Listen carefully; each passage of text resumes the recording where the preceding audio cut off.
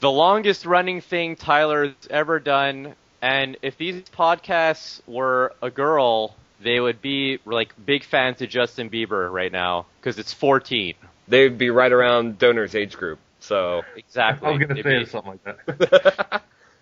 Pick whatever sick joke you want. It is the 14th podcast. I am Ha Chow.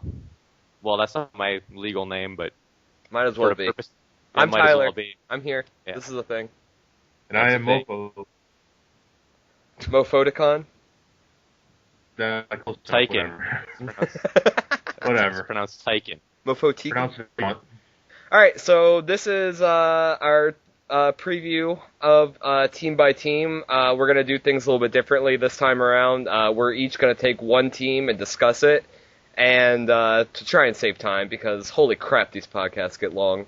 And if the other two feel like something is wrong at the end, or they disagree with something, then they can jump in and pitch their own. So we're going to start with Mofo, who's covering the Boston Celtics. Boston is not a very good team this year. Droppy was telling me during free agency he lost connection via his Navy ship going underseas or whatever, something like that. But regardless, this team is not contending for the playoffs this season. They have a great point guard in Lorenzo Clay and pretty much nothing else.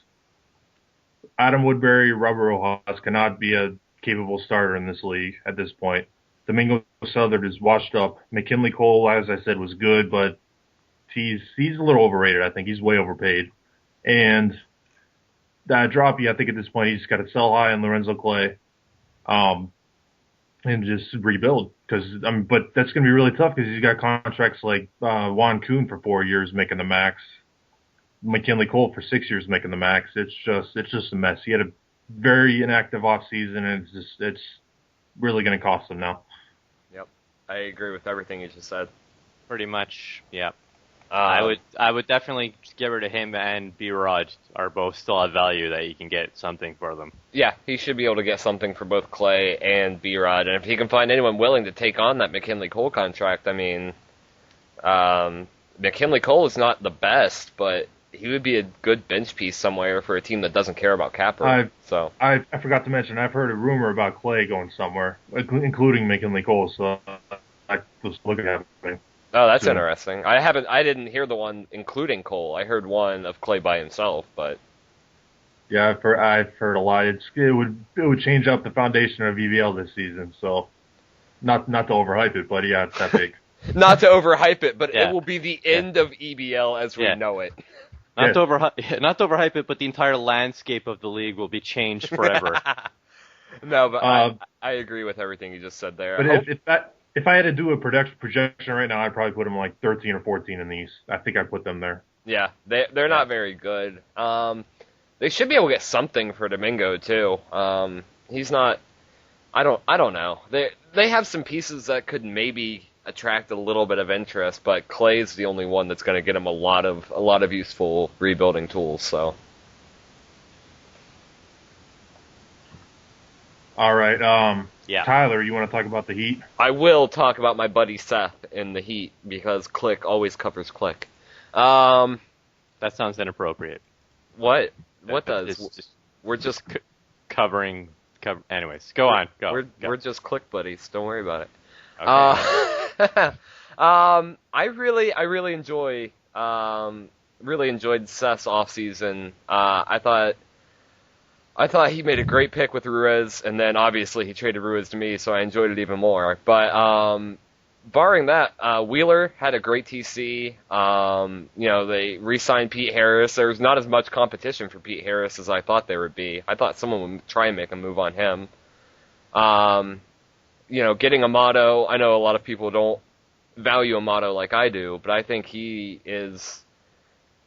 a good piece going forward for them, and he's certainly better than any big man that they had before. And it looks like Mealy's taken that jump into a good starting caliber center, assuming that his stats match up to his attributes.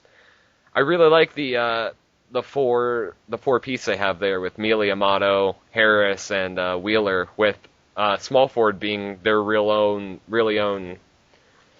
That's their big weakness here, but it seems like, as MSC pointed out earlier, small forward around the league is just starting to get kind of crappy. Like, teams that have a good small forward are going to stick with them, and then other teams just kind of have junk starting there. But I think Alderman's not bad. I know he's starting Delgado right now, which is obviously a huge mistake, but I think this team could do something this year, and they have a decent first this year in the Warriors, and then they have the Wizards first next year, which will probably be low. But, I mean, they have, a few pieces to play around with to try and find a small forward, and if they can do that, I think they could be in position to compete this year, especially with Wheeler exploding in training camp. I think Wheeler is going to be a top-notch point guard here in a few years. I mean, he looks like Overlock did last year, but the difference is Overlock took a step down this year and took 3 or 4 years to get where he was last season, whereas Wheeler is there and it's just his second year. He's coming off a big rookie season, and his handling just jumped from B to A-. That's a huge sign for a point guard in this league, so I think the Heat are on the right track, and they've got a bunch of good young pieces, and if they can keep this team together and add a small forward and some bench depth down the road, I think this team's going to be tough to compete with going forward. I agree. Who are we starting with? I think the thing with Delgado is I don't know if I would trust Mealy as the third go-to guy. Yeah. But Delgado looks like he could come in and score right away. So I think that's probably the reasoning behind why Seth would start Delgado as small forward. But I'd rather start Alderman and hope that Mealy can be a third option. But right, he can experiment, as the year goes on. I feel like Amato. I'm with Tyler on that. I really like Amato, even though he went down this training camp. But I feel like I disagree with you that this team can compete for the playoffs this year, because I think small forward is a huge weakness, because I don't think Alderman or Delgado is ready to start, or is good enough to start. I think Wheeler's probably still a year away from his full potential as a starter, and I don't know. Mealy had a really poor season last year. It'll take a few sims for me to believe in him as a productive starter. Yeah, that's true. Yeah. I just think the East is kind of weak this year, in my honest opinion. So there's the bottom 5 or 6 teams are pretty bad, and other than that, I think it's actually decent. Well, yeah. I think the 7th and 8th seed could actually be pretty open this year, which is, I think the top 5, 6 teams in the East are very good teams that could all easily compete for a title. But I think that 7-8 spot, I think you could see a team like the Heat slide in, and I'm not saying they're a favorite to make the playoffs. I just think that, if Mealy progresses like he did in training camp, and if Wheeler really did take that big of a jump, and if they do find a small forward, they could, they could jump in there. So, all right, Haj, moving on to the Nets. What do you have to say about the Nets and their offseason? This is, of course, Chris's favorite team every offseason. They had a good TC. Jim Ryan looks like a star, although I'm obviously the same thing as said with Mealy and others and many big men in the past. He's really got to prove it. Haj. Yeah. Hold up. You just cut out through the entire... I don't know if it was that way on everyone else's end, but it's definitely... Yeah, it was. Yes, I heard that too. I just wanted to stop you a little bit early. Maybe it'll be fixed by now. If you could just kind of restart, that'd be cool. Okay. Am I good now? Sound better. I don't know. I'm all scrappy. I don't know. Okay, I think it's good now. Okay, go ahead. The New Jersey Nets, good still? Okay, Chris's favorite team every offseason. They look good again. I think they look just as good as they did last year. But, Jim Ryan, I'm still not sold on him. I'll have to actually see the production. Page probably will need to bounce back before I'm really bought in. But I think Sam Leggs TC is going to help a lot, because I think the defense between him and Barry was not at a level that was really high. And there's a lot of question marks still, but obviously the ratings look good. Everyone either stayed the same or went up a little bit. The defense should be improved from last year. They have good scorers. They have a good scorer in Barry. Legg could maybe take a jump in scoring, and if Page bounces back to anywhere close to his old form, when he could easily score 22, maybe 24 points a game, then I could definitely see the Nets making it into the playoffs. And they have a good bench piece in a couple bench pieces in Merriman, and let's see, Bacon is all right, I guess. But I think they'll probably get maybe somewhere between a 6 and an 8 seed, unless guys like Ryan and Legg and Seifert actually like really live up to their ratings. Then they could be a lot higher than that. Yep, I'd agree with that. I really like what Mofo pointed out in the chat the other night, which was that the Nets big man defense looks like the Nets big man defense of old when they had Davis and Knowles. I really liked when he said that, because that's exactly what this team reminds me of right now. Hopefully they all play up to that. So that is just amazing defense. When you look at Ryan and Page and Merriman, it's probably the best big man defense in the league. Yeah. Wow. It's all depends on Ryan, really. I don't know. I'm not sold on Ryan yet. I'm not on the Ryan bandwagon. I'm not sold on him either, but defensively I'm sold on him, because I think defensively he'll be fine. And Callum Merriman has proven how great he is defensively too, and if he's coming off the bench, that's incredible. So I'm buying the Kool-Aid on this team again. I really like them as a potential East sleeper. Oh no, Crimson is not going to be happy. That worked out well for him last year. So I think Sam Legg is just a future superstar. He's so good. He's gone up a ton the past 2 training camps. Yeah, Sam Legg does look really good. I mean, it kind of interests me like how he would do at point guard, because he looks like Lorenzo Clay stats-wise, but I don't know how his handling stacks up with, because obviously you never know with handling. I mean, it's a stat kind of like inside scoring. He didn't have a very good assist-to-turnover ratio last year, at least not for like a point guard.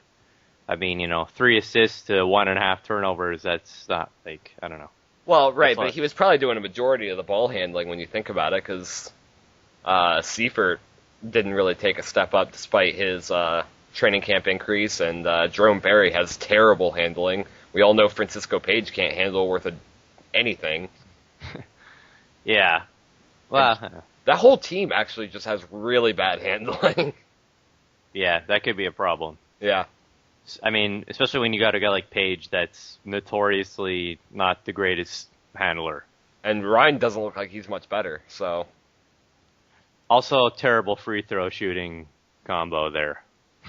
Ryan and Page are probably the worst free throw combo in the league at big man. Which surprised me at first, because Ryan's outside is only C-. I expect him to be a little bit better, but then he takes way too many threes than he should ever take. I mean, he doesn't take that many. He takes 11 last year. That's not that many. Well, but he takes enough to make it so that C-, you start to wonder how much of that is in 3-point and how much of it is in free throw, and then you see the percentages, and it all starts to kind of make sense. So, 491. Anyways. Yeah, that's terrible free throw shooting. That's Dwight Howard NBA level bad. Yeah, that's pretty horrible. All right. Now I think we're on the Knicks, which saw some huge turnover GM-wise in the offseason. Yeah. Mm-hmm. GBB is now gone, which that was controversial, but that's for another day. Now he was going to trade Roser and Caston on everyone, but now McGriff steps in and he keeps his team together. And, I mean, talent-wise, they're just as good as they've always been, even though they don't have Freeman anymore. They still have Roser, who's probably the best shooting guard in the league still, and Castanon, who even though he went down, is still very, very good point guard. Yeah. But I would say this team is still, I mean, they peaked a few years ago. There's no doubt about that with Freeman and Roser in their primes back then. Even though Roser's still in his prime now, but this team, they're still the most talented team in their division. You can't really argue that. And it wouldn't surprise me at all if this team had a huge success in the playoffs because of it, because Bart Roser is just too good not to win a title at this point. I mean, the guy's put up LeBron-type numbers the past couple years.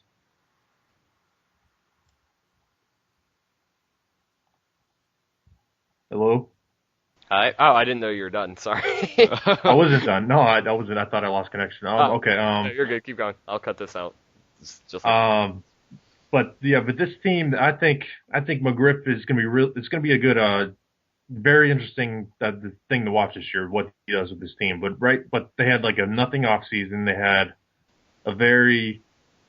I don't know. It's just this team is very in flux right now. I just don't know which way they're going to go. Right now, they're still the best team in the Atlantic, but I'm very anxious to see where they go from here. It's interesting for sure. I mean, they have their good pieces. It's just, I don't know. I think last year they pretty much showed they seemed like they could be a second round team, but I mean, I think they went down a little bit all around, and I think they're the favorites to win the Atlantic, but I don't think they have the same level ahead of everyone else in the Atlantic that they had last year. I agree with that. It seems like they don't really have the bench to really compete. I mean, obviously they'll compete, but you know what I mean. Their bench is pretty weak.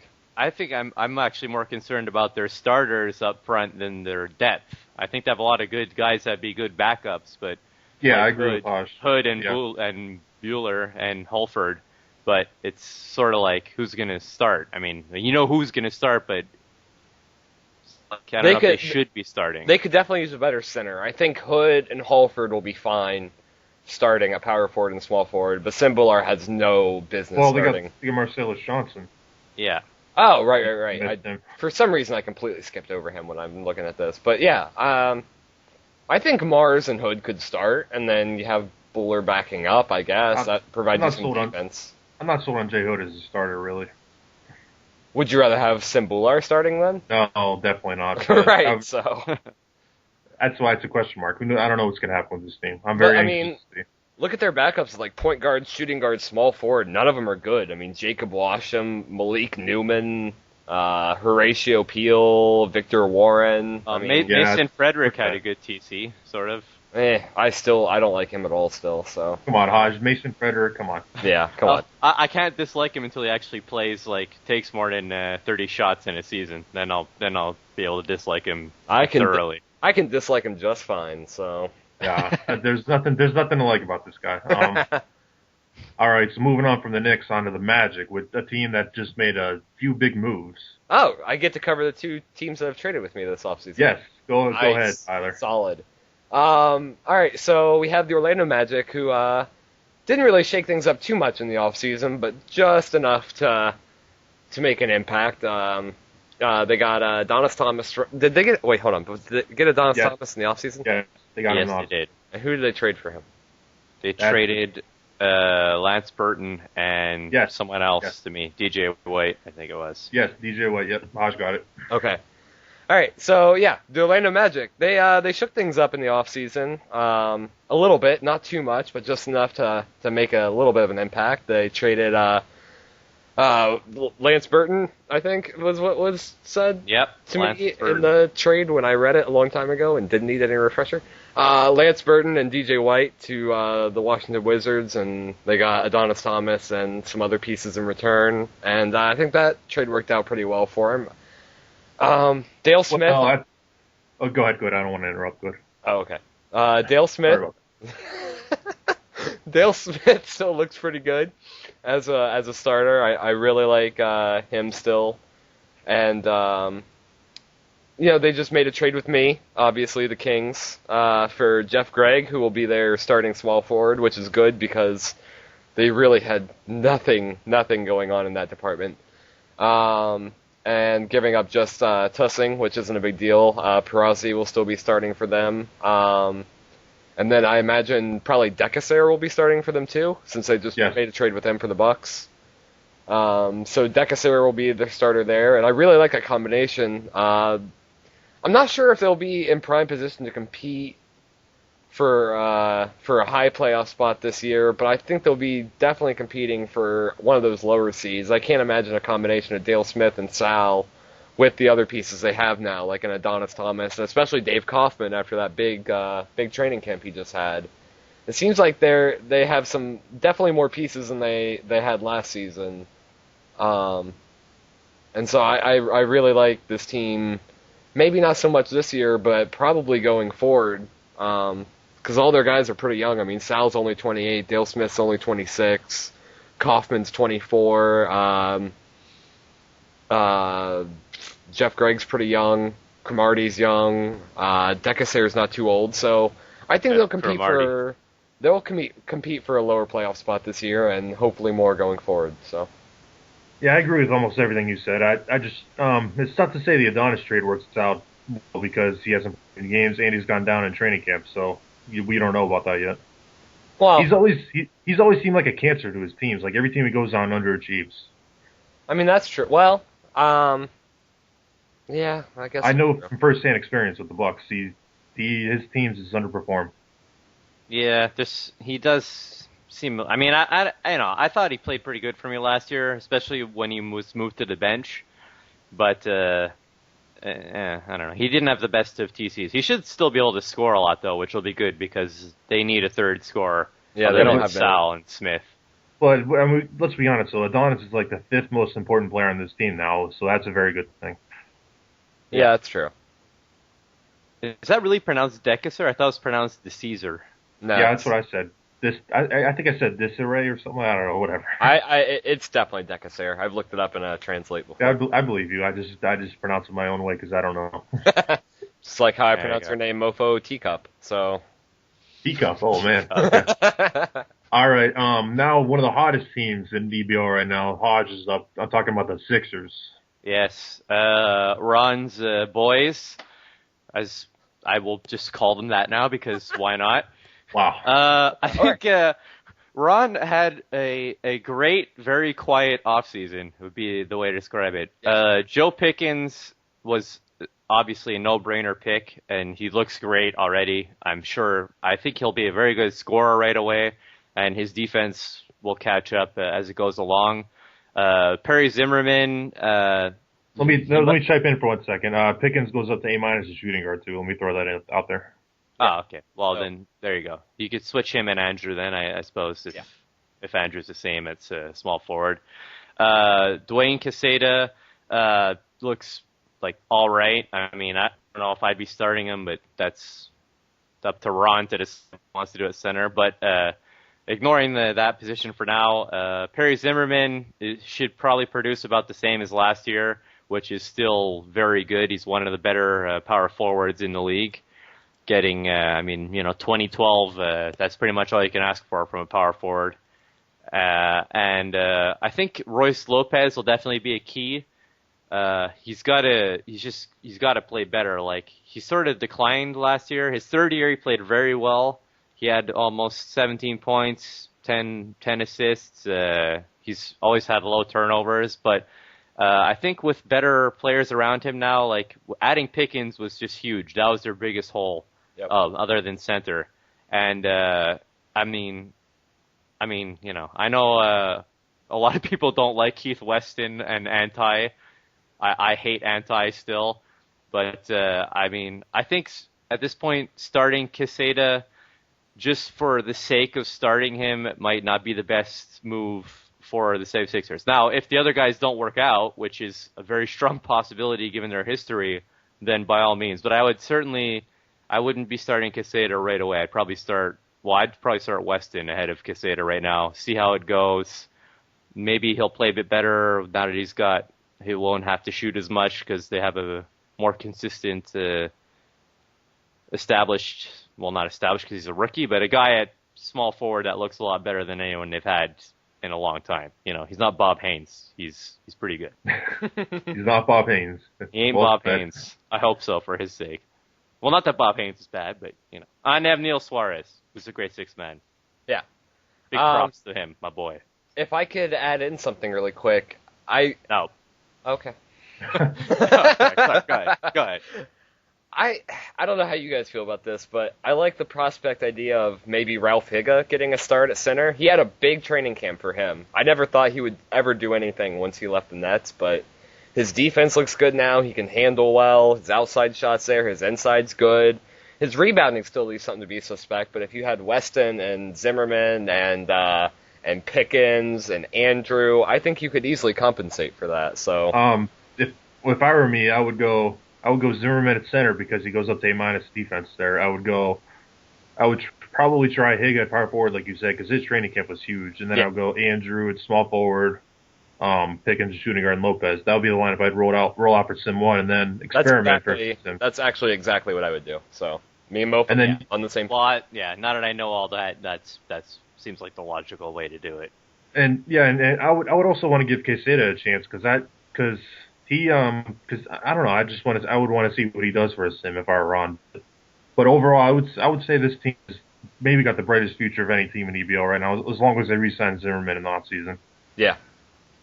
Hodge, where would you place them in the East right now? I think if Pickens can play as good as he looks, and if Lopez can get back to to his old form, I could see this team getting a 7 or an 8 seed. I wouldn't be shocked. That'd be a huge rebound after last year.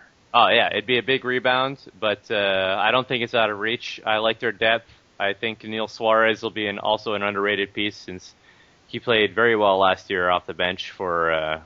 I think he was on Dallas too for a little bit, and he's a good versatile guy to bring in. So I like them. All right. Now we're on the last team in the Atlantic, and this is Hodge's Wizards here, and I'll take this team. Now Hodge made a pretty bold move in the offseason. He broke up the Knowles Song New combo, and he traded for 35-year-old Anthony Davis and Ben McAvoy, and he, as I mentioned, Adonis for Burton trade that we talked about. But now he's left with a really, really old team and a team that declined a lot in training camp, which those are two bad things, but they still have a ton of talent. That's the thing. Song New, I think his drop is exaggerated a little too much. He always fluctuates a lot in training camp, so I would not worry about him too much, at least not yet.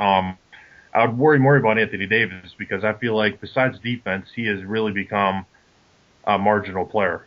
His talent is falling a lot. Last year, he averaged 9.2 points a game. That's his lowest of his career. His rebounds were down almost a whole point last year. His blocks were down 0.7. He's just on a steady decline, and I think he's going to keep dropping this year. And I feel like starting Lance Burton, which I've mentioned already, is a huge mistake, but that's his mistake to make. So, whatever. And I think this team they had a bold off season with those moves they made, and I think it's going to ultimately make them worse this year.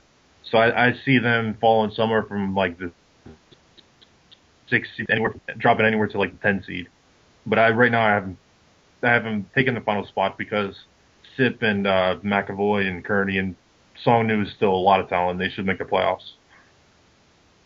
I'd agree. Yeah, I mean, with the Wizards, it's pretty much just like you said. I mean, they're aging, and the only thing that really worries me about this team is Song New's drop. I mean, that's the biggest thing, because if he's dropped to the point where he's not producing like Song New, this team's going to be in a little bit of trouble. I mean, yeah, but he's had those big training camp drops before, and he's still been a very productive player. But it doesn't mean that's going to hold true every time. So yes, you're right. That remains to be seen there. Yeah, well, I mean, we'll see. But I mean, if he can still play like Song New, it'll be fine, but it leaves me a little bit concerned. I mean, obviously with Sip, McAvoy, Kearney, Burton off the bench, DJ White off the bench, Anthony Davis, Scotty Edwards, this team's pretty good. It's just, It's just his 5 best players all dropped in training camp, which is very alarming. I know. And that's always tough to deal with. But I mean, I think this team's good enough to where they can get past it. And I really like Paul Tinsley off the bench too. I'm a huge Paul Tinsley fan for whatever reason. Paul Tinsley, Mark.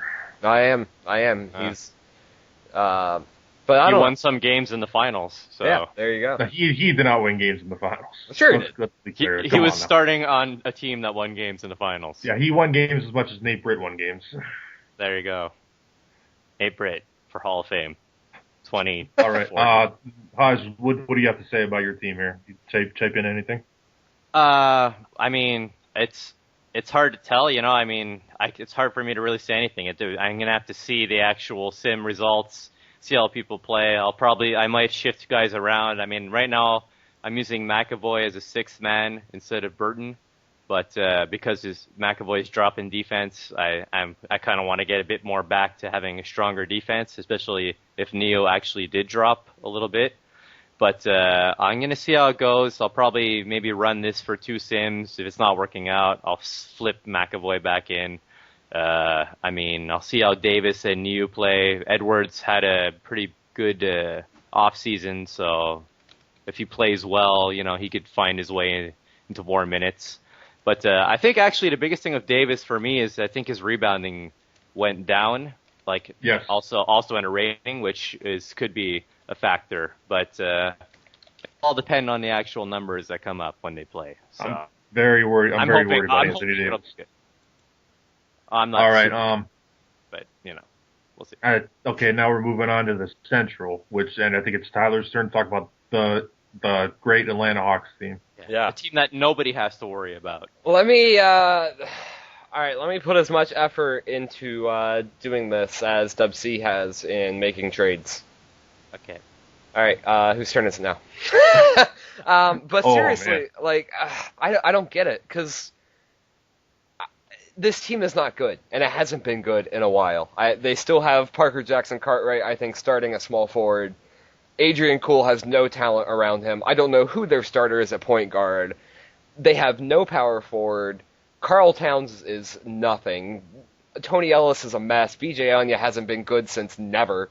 And Diamond Stone looks like crap. I don't understand why Dub C isn't making any moves whatsoever. It's like he's decided he wants to suck, but he doesn't want to try and suck more. He's just good with however much he sucks.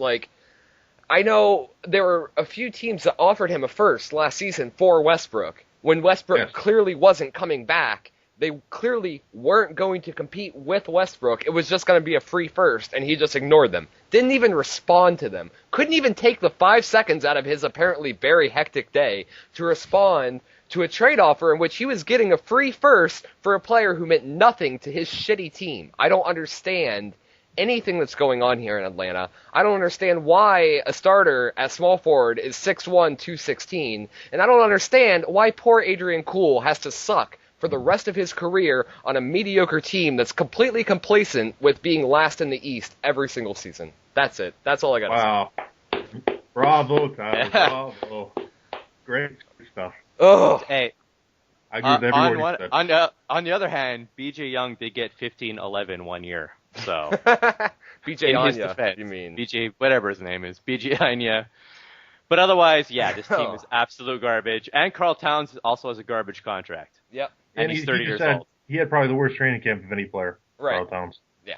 It's wow. It's so not good. Maybe throwing a 6-year max at a guy who hadn't played one game yet was kind of a bad decision. Yeah. Right. I don't know. Who would have seen that coming? Oh, I don't know. Anyone? Poor Adrian Cool. I know. I feel so bad for the guy. That's WC's only chance of getting better anytime soon. He's got to trade Cool for as many assets as he can get, but he's not going to do it. That would involve him trading with someone. No. Yeah. Let's just give him a moment of silence for Adrian Cool. He will be all missed. right. Moving on.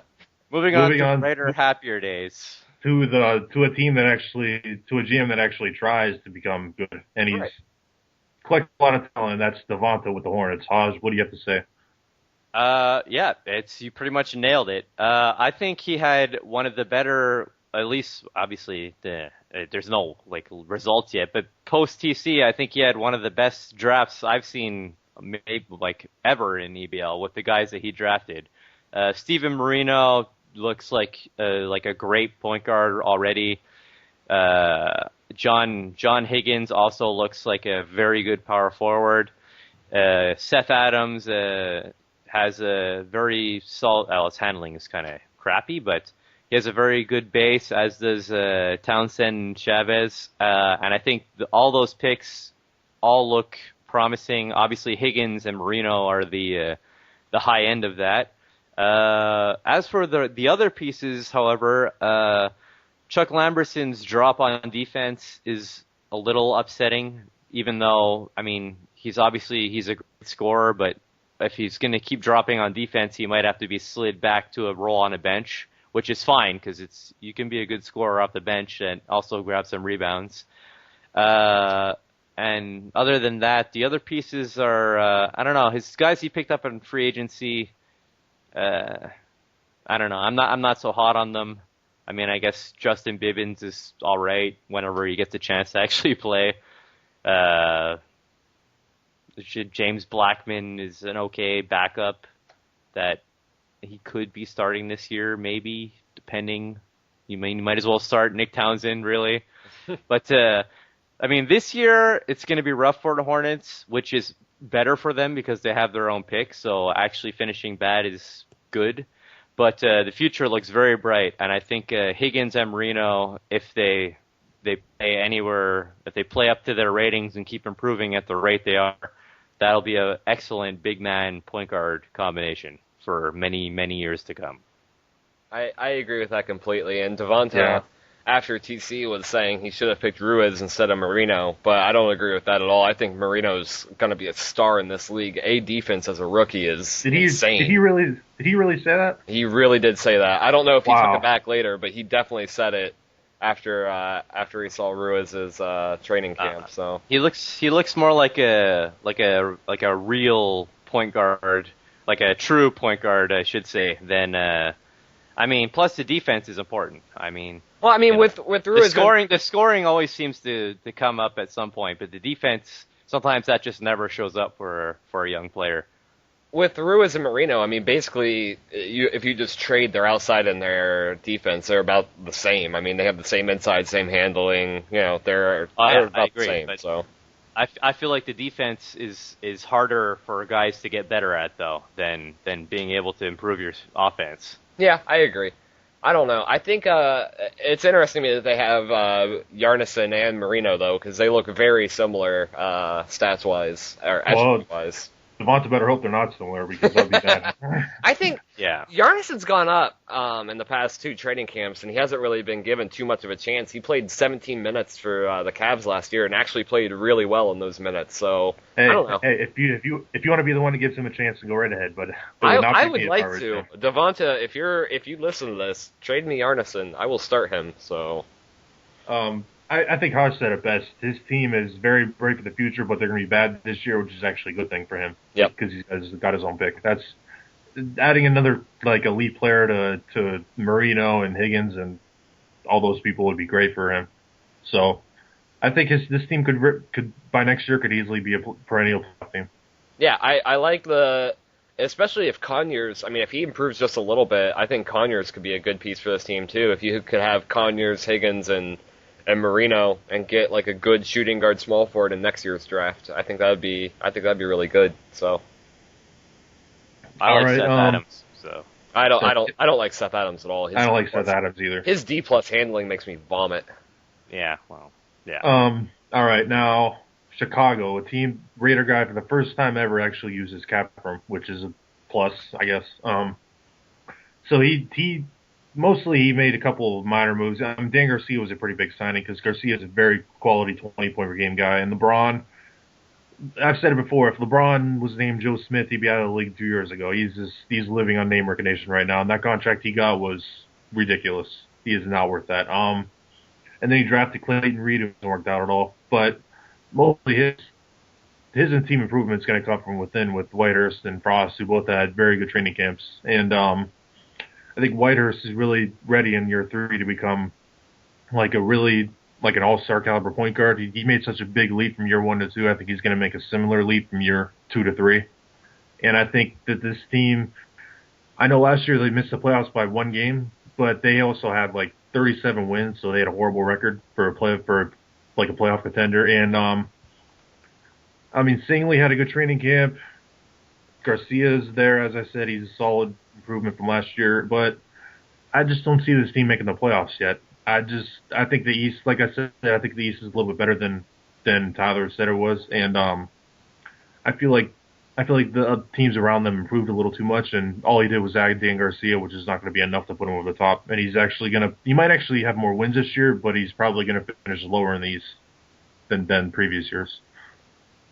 Yeah, I don't know. I mean, Whitehurst, it seemed like he took a really big jump this training camp. Yeah, like I said, I think he's going to have a huge year, but I just don't think enough is around him. I think there is. I mean, you got Dan Garcia, who's a 20-point per game guy. You've got Singley, who's a great defender, and if he can score just a little bit, they'll be fine. And Luis Montana's actually looks pretty solid, at least defensively, and maybe his scoring and rebounding can finally stat out like his attributes. He's a horrible offensive player, though. He was the same last year, and his shooting was pathetic.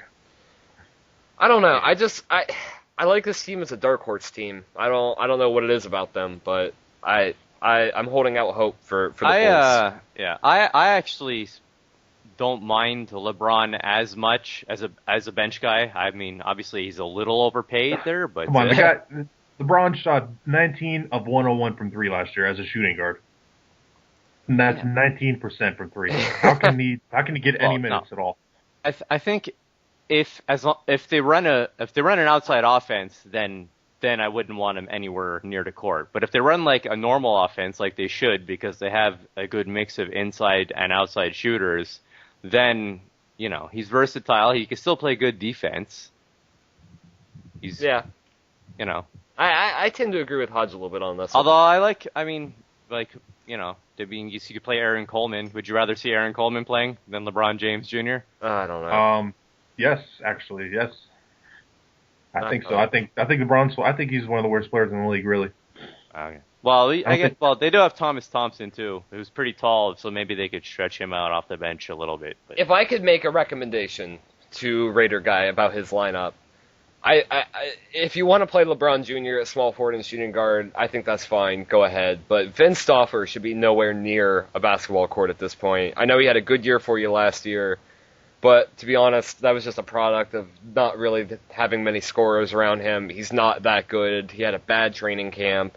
And Aaron Coleman is a much better option at third string. And also, LeBron James Jr. should not be your backup point guard when you have someone like Thomas Thompson in Chicago. So those would be the two recommendations I can make. Yeah, Thomas Thompson is pretty damn good as a backup. Yeah, that's what I was thinking. I would definitely look into just giving him LeBron's minutes too as the backup, and then go with like a LeBron, Coleman, whatever, some sort of mix of those guys as the third stringers, which won't really matter much. I like LeBron a little bit as a bench player, but I do not like him as like a super six man like the Bulls are trying to play him right now. I don't think he can cover small forward, shooting guard, and point guard. So I hate it if they run an outside offense. It's just horrible. It's just a horrible idea. Horrible. Yeah, and they are running an outside offense too. So. Yeah, that's why it will not end well. No, that won't be. You need to realize Raider Guy, you're running an outside offense, and your main bench piece is a guy who shot 19 of 101 from the 3-point line last season. You are playing with fire, friend. Yeah. Let's just think about this one for a second. That's just inexcusable. All right, now moving on to the Cavs. That's me, right? Yes, it's Tyler. Go ahead. This would be another team I traded with in the offseason. I am hitting all the good ones. Yeah, I gave them Nairn and Scott. So good point, yeah. The Cavs. I was looking for that trade. I couldn't find it. The Cavs. I like the Cavs.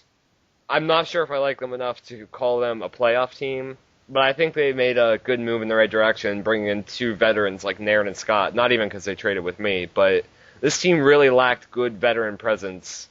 Because Stock was 26, Johnson's 26, Vito's 24, Ashford's 22. I guess they had a Cree who's 28, but regardless, I would have liked this team a lot more if Overlock would have improved again in this training camp, but he actually went down. His inside dropped, and now he already had a little bit of issues scoring, and his handling didn't improve. He had a little bit of issue handling last season. I'm not sure what to make of him. I don't know if... I think he's going to be stuck in this borderline, like, above-average point guard area where he never becomes great, but he never becomes bad enough to where you really think you need a replacement, which is a dangerous area to be in, because I think Overlock could eventually hold this team back, but he's never going to tank your team. It's just a tricky situation. I don't know. I have to chime in here because I have an insult to Haas here. He reminds me of like a Tony Parker. He's going to be Tony Parker. A little bit, but Parker had a little bit. I think Parker could score a lot better. Yeah, Parker could handle better though. Yes, but I just wanted to insult Hodge there because he loves Tony Parker. I thought he looked more like Tony Parker last year. I said that. I said he looked like a Tony Parker. He had the same thing, an inside shooting point guard that could still sort of shoot outside, but he turns it over like a bit more. Well, 2.5 I guess isn't that bad. I don't know, and I don't like Akri as the starting shooting guard. I love Akri, but I love him as a bench player. I don't think I think as a super six man at small forward, shooting guard, and point guard, I think that's his best spot because he's got the height, he's got the handling, he can score well, and his defense gets kind of hidden off the bench. But I think as a starter, you start really exposing some of his flaws, his turnovers, and his defense. And I'm not sure if Ashford's ready to take the big jump that I thought I thought when Ashford was drafted at this point in his career, he would be a bona fide superstar, no doubt whatsoever about it. But I'm looking at him now, and his outside hasn't really improved. His scoring seems just a little bit above average. He rebounds a little bit less than I would like for him to with B- rebounding. I don't know. And Dick Johnson starting a power forward, I'm not sure how well that's going to work. They have some of the worst handling for big men probably in the league except for Lee Vito. I don't hate the Cavs, and I think Scott will be good for Overlock off the bench, but realistically he'll only play about 7 or 8 minutes a game. And I think Nairn might be able to do something, but instead of giving Nairn good backup minutes, he's giving time to Dean Langston as well, which I hate. I don't know. I'm not sure. I'm not sure if this is. They might be a lotto team, a pretty good lotto team this season. I'm not sure if they'll even compete. You were talking about Tim Ashford. I think one of the most underrated stories of the past couple of training camps is that Tim Ashford is really like maxed out. He's not become the star everyone thought he'd be. He hasn't improved hardly at all. Yeah, that's what I'm saying. He came out of the gates like really good, but now it's like he's just that's it. This is what he is.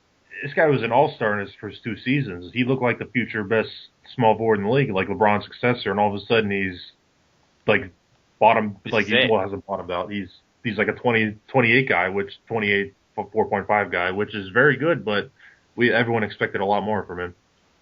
I don't know. It's worrisome. His outside is really the big thing for me. It feels like they're a very young team, but it feels like they've already peaked. Yeah, that's exactly it. Their peak is just not as high as it should be. I still like this team a lot. I think I don't know. I still think they're gonna. I think they're gonna contend for home court in round 1. I think I think Stock is underrated as a defender. I think he's one of the best defenders in EBL, and I think Dick Johnson's underrated as a player because he averaged, what did he average, like 17 and 10 last year? 17-10, yeah. That's pretty damn, 17 and 11 just about. That's pretty damn good. And I don't know, I think Ashford's still plenty good enough to lead this team into the playoffs. I can't see any way they miss. Yeah. No, I think they'll make the playoffs, but I don't know. I mean, I would definitely keep this group together, even though the TC didn't show a whole lot of changes. But I agree that Akri would be great as a 6th man, and that it feels like he's not fully utilized being a starter when he should probably be off the bench. Yeah, I don't know. I think turnovers are really going to hurt this team too. I know I probably overvalue turnovers a little bit more than anyone else does, but I mean, Stock turns the ball over a lot. Dick Johnson turns the ball over a lot. Ashford turns the ball over. In his career, he's over 2 turnovers a game. Same with Overlock. They added Nairn, who's a turnover machine. Langston turns it over. I don't know. I just feel like that's going to eventually be a problem for them. So now that brings us to the champs. And Hodge is up here talking about Detroit. What do you have to say about Detroit, Hodge? The champs. There's really not much more to say.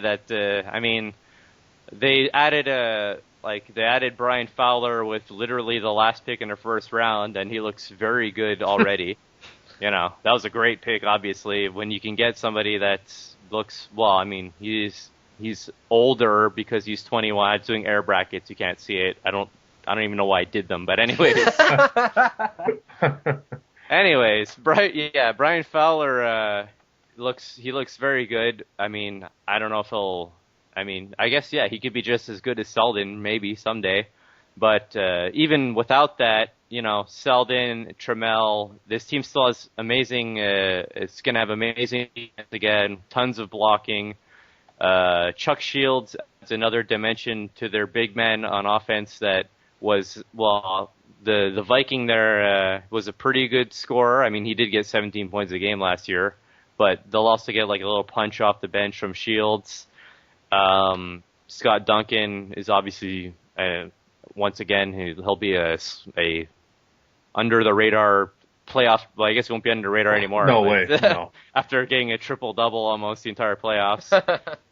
But I think the only real concern I'd have is as the guard depth. I think Chris Martin played very good for them last year, and now they're going to have to rely on either Tim Drake or Steve Straley off the bench at those spots, which is dicey, obviously, for obvious reasons. Tim Drake is not quite panned out as that argument I won when I clearly, looking forward, should have lost that argument. But even with all that said, they won a title last year. The team looks almost the same, if not a little bit better in some ways. Well, maybe not better, but they certainly look as good as last year's team, and they won a title. So it wouldn't surprise me if they finished probably third or fourth, but they're much better in the playoffs than regular season. Yeah, I agree with that assessment, and that I could see him finishing third or fourth and definitely making another big run in the playoffs, because beating Scott Duncan in a 7-game series is almost impossible with how good he played last year. Yeah. I really like this team. I still think defensively this is probably the best team in the league. I mean, yes, for sure. Yeah, it's just it doesn't get any better than Birch and Elin on defense together. No, and especially when you add in Selden and Trammell. I mean, that's just silly. Yeah, Trammell. Yeah. I love Joe Trammell. He's one of my favorite players. I know. I really do too. Yeah. He's worked out just perfectly. I mean, the fact that you can have a top 3 defense in this league for so long with Scott Duncan starting, I mean, that's something to be said right there. So, yep. I can't believe Joe Trammell, his jump on offense was ridiculous. He went from 12 points, then now he gets 16, 18. It's unreal to see it. I know. He's very good, and he can rebound well too from the shooting guard position. Rebounding is so underrated as a shooting guard. Because people see the C+ and they think he's an average rebounder, but he gets almost 8 a game. I mean, it's crazy. Yeah. And they have Wayne Selden. It also grabs 8 a game. Yeah. So tons of rebounding, tons of shot blocking. That's the Pistons' way of playing. I mean, this team's going to be good for a long time because when Kim Birch retires, which I assume will be very soon, that's going to hurt them a little bit, but I assume they'll be able to find a capable replacement for him. He's already shopping Birch. He wants to get a younger power forward. I might need to hit him up on that one. So. Oh, yeah, you got to let Birch end to where he began it. Right, absolutely. Yeah. It's fitting. Okay, now the team that blew a 3-0 lead in the Eastern Conference Finals to the Pistons, the Indiana Pacers. Yeah, that was tough. That would have been real tough. That was a little much. I mean, it's true. He did blow a 3-0 lead. It's just fact, Hodge. It's too soon, man. It's too soon. Hey, I picked them to make the finals in the East this year. I mean, make the finals overall. So yeah. Now we know why they blew their lead. So. Although getting Marcus Fleming might make me rethink that because I'm not a huge Marcus Fleming fan. But anyway, Rodney Purvis is still the best player in the league, or the second best if you want to count Scott Duncan. Tassio Vega's proven that he's one of the best wing players in the league, and one of the best moves of offseason, maybe the most underrated move, getting I can't pronounce his name, but Dobrogas Walzak. Yeah, Dobrogas. But I think that guy is ready to be a star in this league. I agree. I think he might get anywhere from 20 to 22 points a game and 8 to 10 rebounds a game. He might be a lot like Andrew Wiggins used to be. Yeah. And if you combine him, Vega, and Purvis, along with Tyler Herron, who's still an elite defender and rebounder, and Fleming, who should score 15 to 17 a game as a big man, this team they're unquestionably the most talented team in the East. And it would shock me at this point if they did not win the East. Them or Detroit. One of those two is, I'd say, a 95% certainty to win the East, barring injuries. I kind of like the Fleming move because other than the Pistons, they're probably the best rebounding team capable of hiding Fleming's terrible rebounding. I mean, they have Purvis. Purvis, who's a good rebounder. Vega can rebound well. Walzak will be able to rebound terrifically. Gilchrist off the bench. I mean, Yeah. Heron. Heron is like one of the best rebounders in the league. Yeah, for sure. And depending on, I don't know who they're playing off the bench, whether it's Dye or Fowler or Randall, but any one of those guys can rebound well too. So, Yeah, that's what I said. I told Moron, he asked me for advice. I told him normally I would hate the Fleming move, but on this team he's probably a really good fit. yeah, 'cause they have enough rebound to cover his ass. So Yeah, and his scoring will help make up for Tyler Heron's not much offensive game. They Although complement he's each other very well. efficient. Yeah, he is efficient. He doesn't like just take stupid shots. At least No. for Heron's he's been shooting a bit worse the last 2 years. But That's just okay. noticed that now. Who cares? Who cares what he does on offense? Really, he can average 2 points a game. He's still a great player. yeah, Yeah, I agree. there you go. I love Heron. Yeah. But so you guys agree that this team is the most talented team in the East? I don't see how anyone can really argue otherwise. Maybe Detroit is the only other team I could argue. I actually like Detroit a little bit more, but I think Detroit and Indiana are by far easily the two teams in the East to beat. So, Yep. I think it'd be just a petty argument to try and decide who's better between them and Detroit. So, Yeah, and I think whoever finishes second between them is still going to get 2 home series in the playoffs. yeah, Yeah. They'll probably be better than whoever wins the Atlantic. Yeah, well, maybe. I don't know. I think the Knicks can win a lot still, but anyway, going from the best to probably the worst, let's talk about the Bucks. that's me, right? Yes, it's Tyler. Damn, I didn't trade with them. Oh well. All right. The Bucks.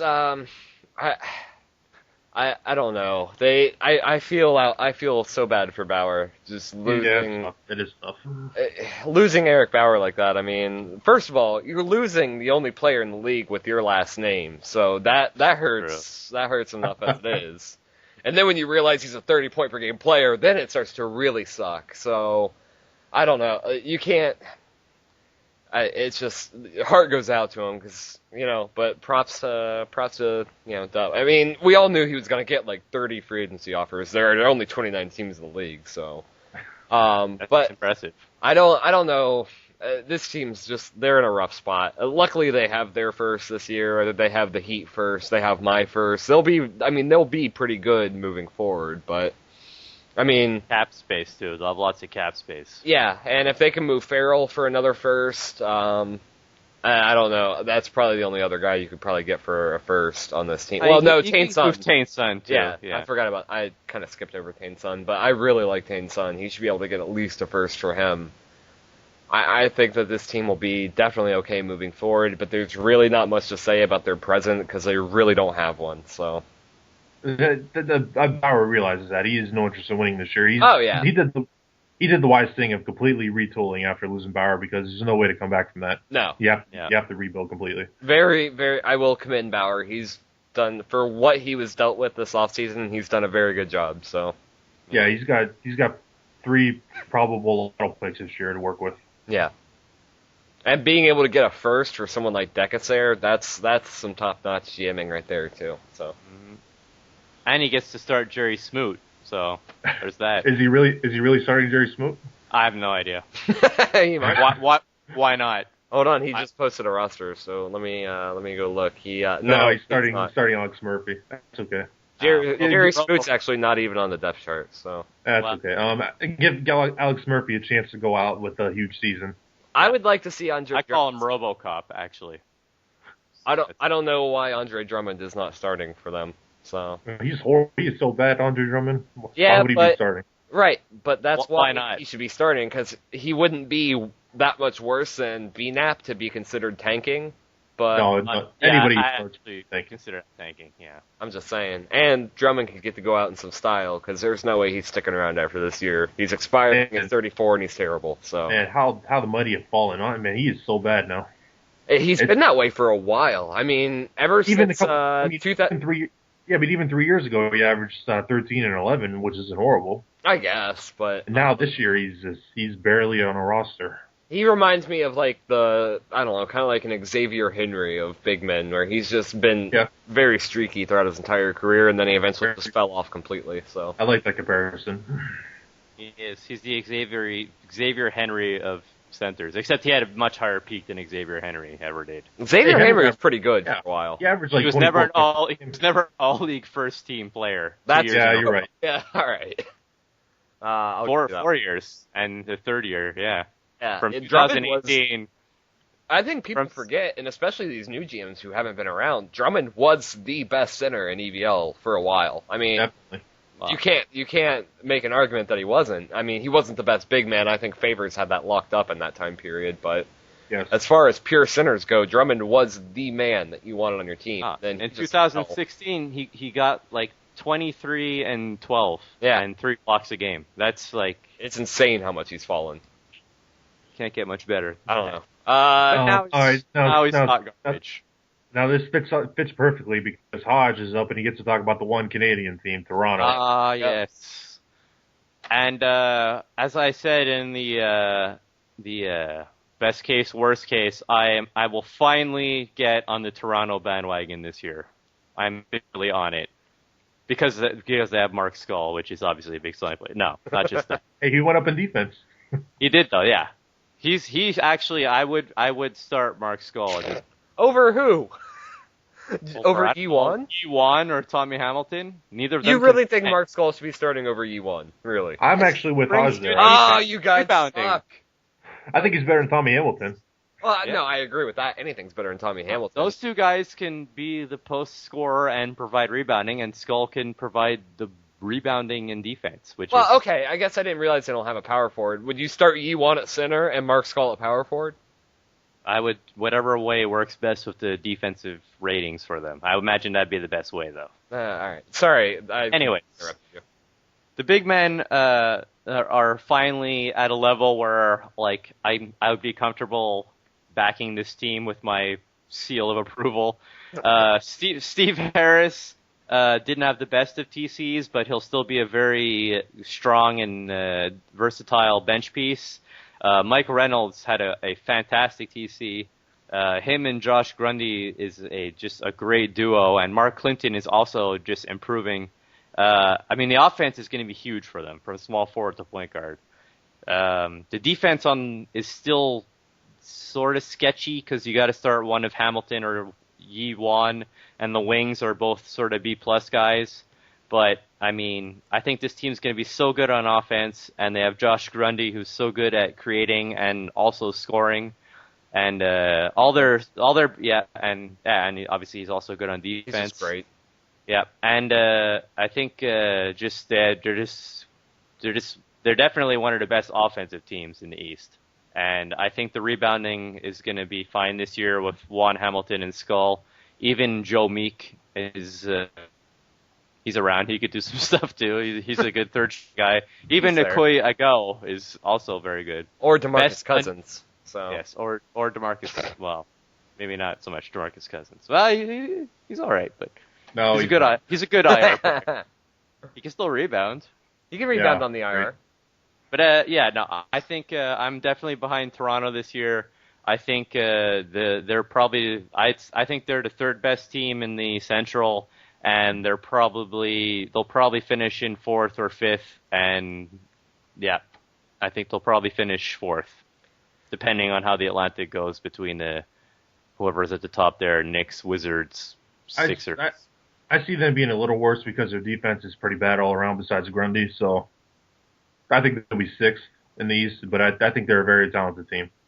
I think Mike Reynolds making that jump in TC is huge for them. Yes, I think Reynolds and Grundy is among the better two-man combos in the league, without a doubt now. But I mean, Reynolds is a B+, Clinton's a B+. Like you said, they're gonna have to play Juan or Hamilton, who's a B. It's not gonna work out in the playoffs. That poor defense all around. Yeah, I mean, we'll see. But I think any team that Josh Grundy's on is going to compete. I love Josh Grundy probably more than almost any other player in the league. I'm a huge Josh Grundy fan too. I would say. Yeah. He used to get a lot of hate, and I think he got angry, and now he's just gone crazy. He deserved the hate back then. He was not good enough back then. He was picked before Omar Thomas. He deserves all the hate. So yes. And by the way, what about now? Still one of my biggest draft blunders of all time. from MPH. I mean, obviously, they just won the title last year, so he was able to turn it around. But if he would have had a David O'Neill, Omar Thomas combo back then, that would have been crazy. That never made any sense. You picking Josh Grundy when you have David O'Neill, and he didn't even get that much for they traded him. I don't think. No, he really didn't. Not at all. All right, now the original. Hold on. Okay, go ahead. Sorry. I was just gonna say, you said they were covering the only Canadian team, but the Grizzlies are Canadian too, right? No, they're not. They're from Memphis. Yeah, that's in Tennessee. I know geography can be a complicated. It's okay. It's only been like 15 years that they moved. So they used to be in Canada. Is that what? Yeah, they used to be in Vancouver. Yes. Wow, that is a huge blunder right there. You better keep that in the podcast. Yeah, you better not edit that part out. That part was good. All right, but right after that, I'm adding in the part with Mofo's mom. So there you go. You're all right, let's move on to Dallas. They probably the biggest like off season in many years. Most successful off season in many years. Oh yeah, and they're not done yet either. No, because they may be going after someone we mentioned earlier. Anyway, Eric Bauer, I said it in the free agency season, he was the biggest free agency signing in EBL history, and there's no doubt about that. No. If you you guys realize that Eric Bauer has done something twice now that Pierre Lewis has not done once, which is average 25 points a game with over 50% shooting. Yeah, that's insane.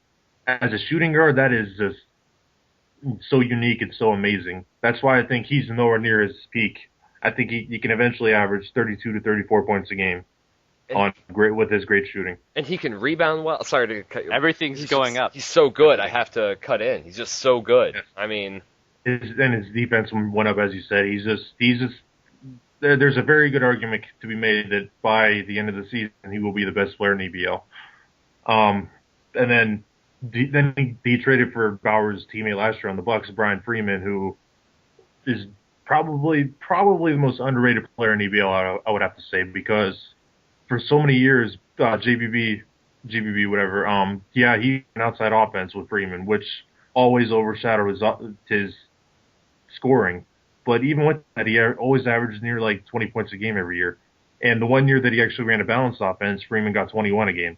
Yeah. So I feel like if Dub runs a balanced offense, if this team is gonna have two legit 20-point per game scorers to pair around guys like Dustin Sanders, who was a great trade from Tyler, and the holdovers and Larry McDowell and whoever else he has. Like, I think he re-signed the Veed. He drafted Ramos. He kept Seaman. He signed Johnson too.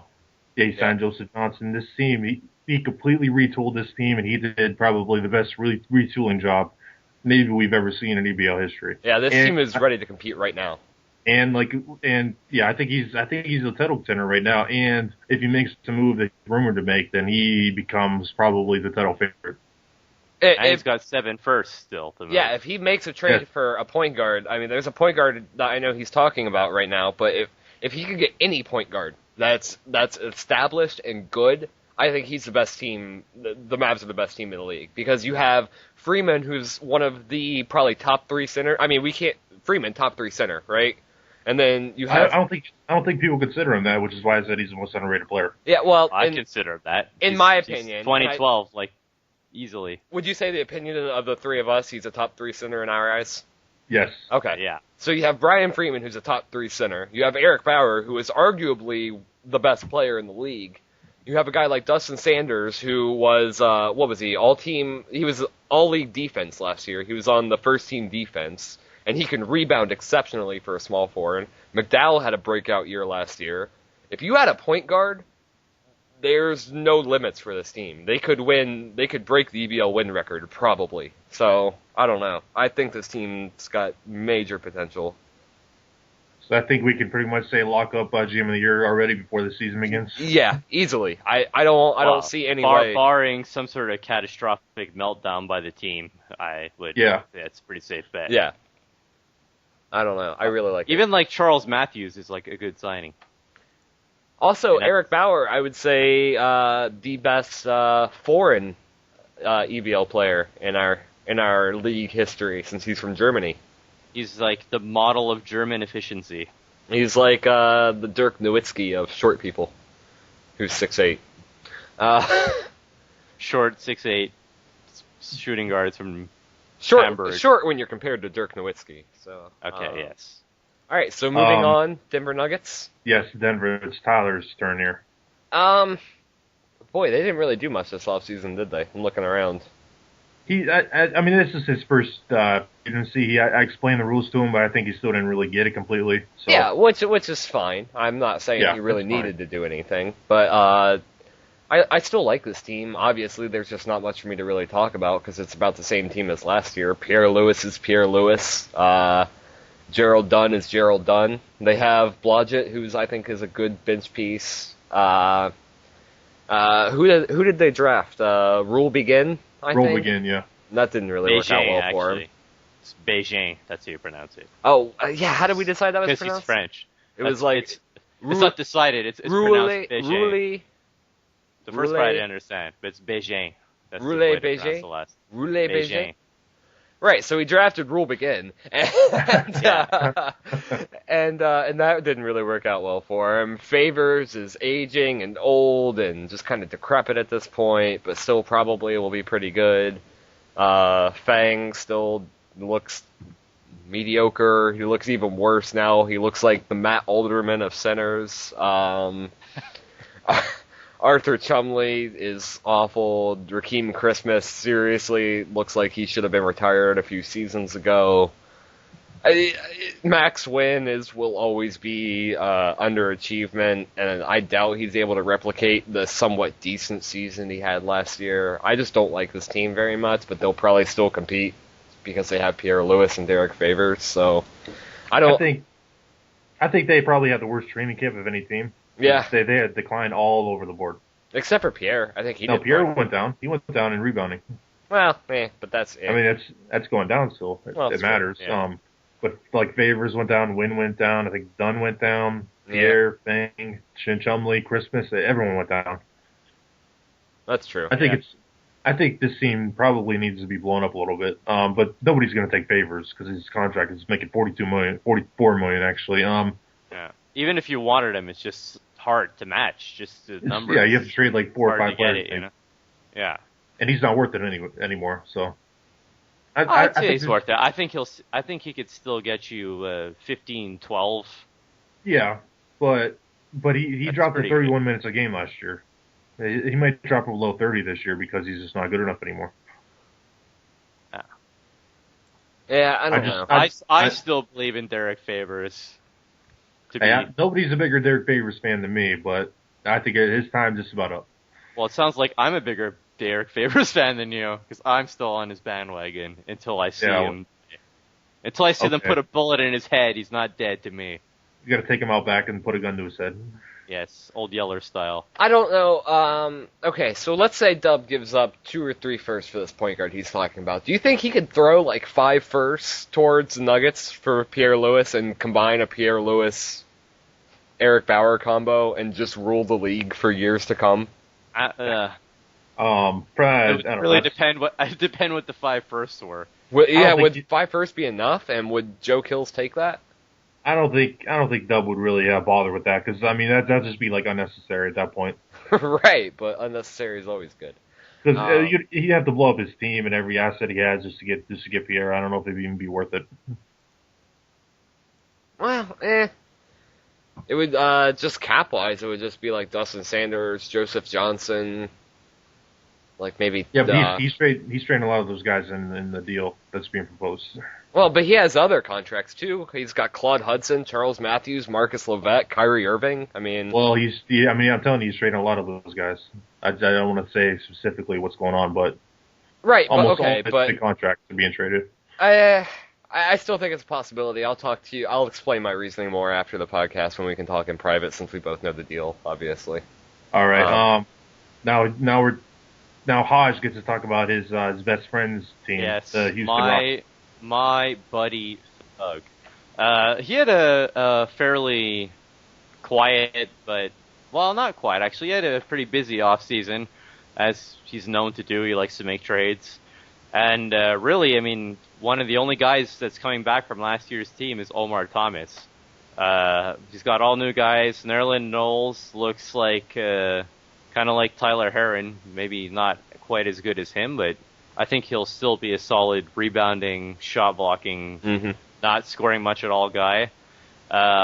Small forward, John Wills actually went up a little bit in the TC, and I think he'll have a very good year for them.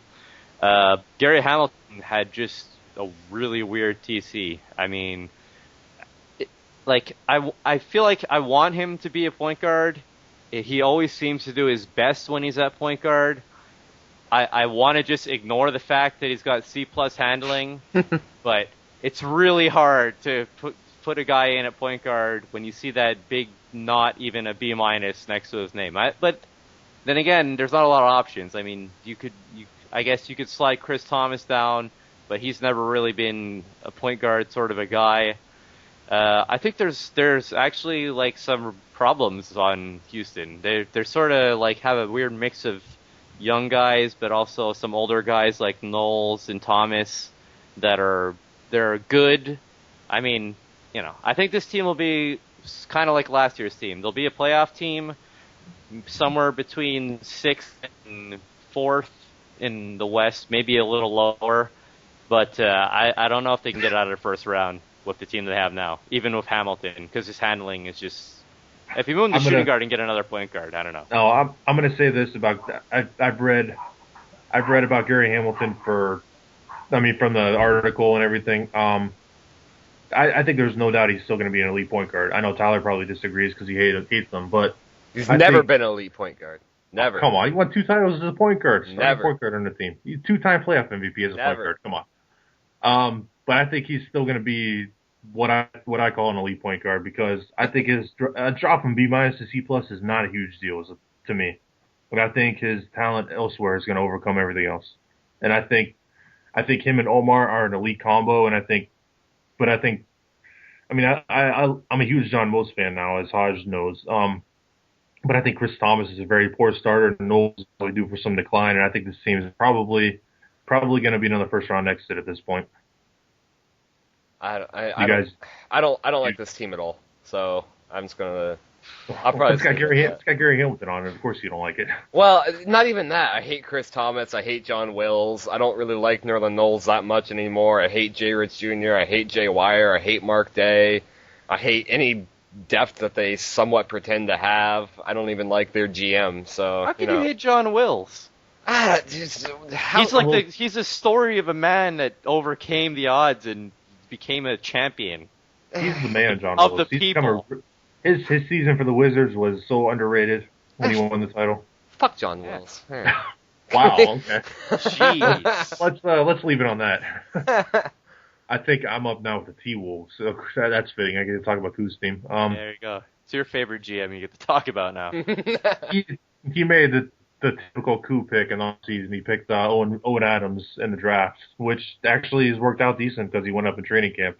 I was trying to trade back in to get him so bad. Oh. There were like 5 or 6 GMs who were talking to me about that. Tried to get him. I don't know what the obsession was with him because he's 7'9". I guess. He'll score 20 points per game just off of his height. No, I don't think so. Bounce the ball off his forehead and then hit the backboard. But this team had a pretty bad regression as far as defense goes because Tyree fell and Perez fell and Alaric Freeman fell, and the last thing this team needed was a huge drop in defense across the board. And I'm sure Owen Adams is going to start going forward, but he should not be starting right away. But Koo's going to play him because he's Koo. And Kenneth Marshall is the best defensive big man in the league, and even he's not good enough to make this team a good defensive team. And I think for this season, just like many other seasons, the T-Wolves are going to be a great regular season team, and they're probably going to lose pretty early in the playoffs. Yeah, I'd agree. I actually don't even think they're going to have a great regular season. Their defense just looks awful everywhere. They only have 3 guys that are even like A- that'll probably. Well, actually they have Charles Cooperman that's around, I guess. Their defense is just terrible. Yeah, just terrible. I mean, Bob McCoy went down on defense too, which is also a huge factor. So. Koo was going crazy because McCoy's all Fs now. Yeah, finally. He's F- on defense though. Well, but Just even Bob McCoy is bad on defense comparatively on this team. I mean, Shaq Goodwin actually looks kind of good for the first time in his career, though. But of course, Owen Adams will start. So he's the same as last year, Shaq Goodwin. He didn't do anything in training camp. Oh, really? Well, fuck me. Yeah. And he used to be better than that. He was A- inside for a long time. Well, just make me an idiot then. Sorry. Now yeah. you're up on the Spurs here, Tyler. I get to grade Josh's team. There we go. Yes. They no longer have Gary Hamilton, so there you go. I love this team suddenly, and I don't know why. So can we? I actually, on a real note though, I actually really do like the Spurs this year. I like what Josh has done. Getting Nenad, I always approve of that. I don't care how old he is. I've been a Nenad fan since he was 19. I just think he's been one of the consistently best point guards in this league for a long time now. Just defensively, handling wise, even his scoring, you wouldn't think it's there, but I mean he's not bad. And Joe Brake, I think he improved in defense a little bit, didn't he? Went from a B to a B plus, probably. No. Oh, fuck me. Joe Brake's still good. He'll still be Joe Brake. Andrew Wiggins obviously is a great asset to have. He's great 6-man. And Allen West, I really like the trade. I really like that trade that he made with the Rockets because I think he got Wiggins, West, and Nenad all in that same trade, right? Yes. And I love that. I just think that those three together are really good. And Allen West, I know he didn't have much of a good training camp this year, but I think he'll be able to bounce back. Tim Craig, I still enjoy at center. I think Daniel Yermakov's a little bit of a weakness, a power forward, but I think they can overcome that.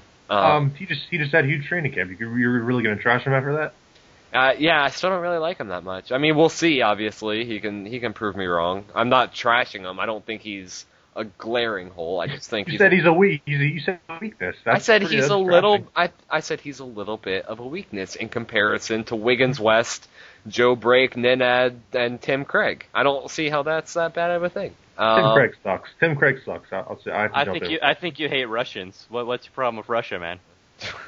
I just praise Nenad, who's from Serbia. That's kind of Russia. What are you, JB now? You just hate all the communists? That's how it is. Anyways, go on. I don't know. I like this team, but unfortunately, they just kind of look like the Rockets from last year without Omar Thomas. So I'm not sure if they'll be that great, but I don't know. They'll be what? Probably middle of the pack in the West. I think they'll compete. They'll be all right. I think I can't remember who said it, but somebody said they could run an outside offense, and I think they're actually very well built for that. I think Yermakov could, not as an option, obviously, but he could actually be like a very good piece to have as a big man that can shoot outside pretty well for an outside offense. Would work very well for the Spurs. It'd benefit them a lot. Yeah, that's true. I mean, you got Nenad and Joe Brake, Allen West, Andrew Wiggins. I mean, that's enough for an outside offense right there. The only problem with what you said, with that I've been talking about to Thug for a long time, is Allen West. I think I told Thug after his second training camp when he didn't do anything, I feel like Allen West has really maxed out his potential, and now that he did that again after his third training camp, I feel like Allen West is what you see is what you get with him. He's never going to be anything better than what he is right now, and I think that could be a problem for the Spurs because. He averaged 19 points a game last year on. Yes, I'm not saying it's a bad thing, but I think Josh probably traded for him expecting more than what he's going to get from West. Because Josh is not going to have the scoring to be an elite team. Nenad's not a scorer. Wiggins is not a scorer anymore. Yermakov's unknown. Craig is overrated as an A- inside, and he's counting on Allen West to score a lot, and West is not going to give him the scoring he needs, along with Joe Brake. I think he'll be fine scoring-wise if they run an outside. If they run an outside, I think Allen West, Joe Brake, and Nenad will be fine. Wiggins has a history of doing really bad in an outside offense. That was also before he had B- inside and really didn't fit into a balanced offense either anymore, though, so... Well, that was last year he had B- inside. He's still struggling on an outside. He's always shot pretty well from 3 points though, and plus he'll be off the bench now. I think that'll make a bit of a difference, and his rebounding would help a lot in that system because obviously you need to be able to rebound if you're going to be taking a lot of outside shots. I think both of you like the Spurs more than me this year. I think that's what it comes down to. I don't love Probably, them. but I just think the best way to run it would be running outside. Probably, but you also really love the Nets, so I mean, I guess we're even. Oh. Well, Crimson, man. Crimson, I am supporting you. Remember this if you ever listen to it. Yeah, Crimson, boy, you do so much with your team. Wow. I'm getting mean tonight. Next up is Utah, which I think is Haj, Rocket's team here. Nice. With another one of Tyler's favorite GMs. First I did Thug, and now I get to do Rocket's team, so I'm doing all of his favorites here. Yeah, you've hit my two favorites. If only you had done the Pistons. Oh, you did. You did do the Pistons. There Never you mind. go. All of them. You hit my three favorites. So.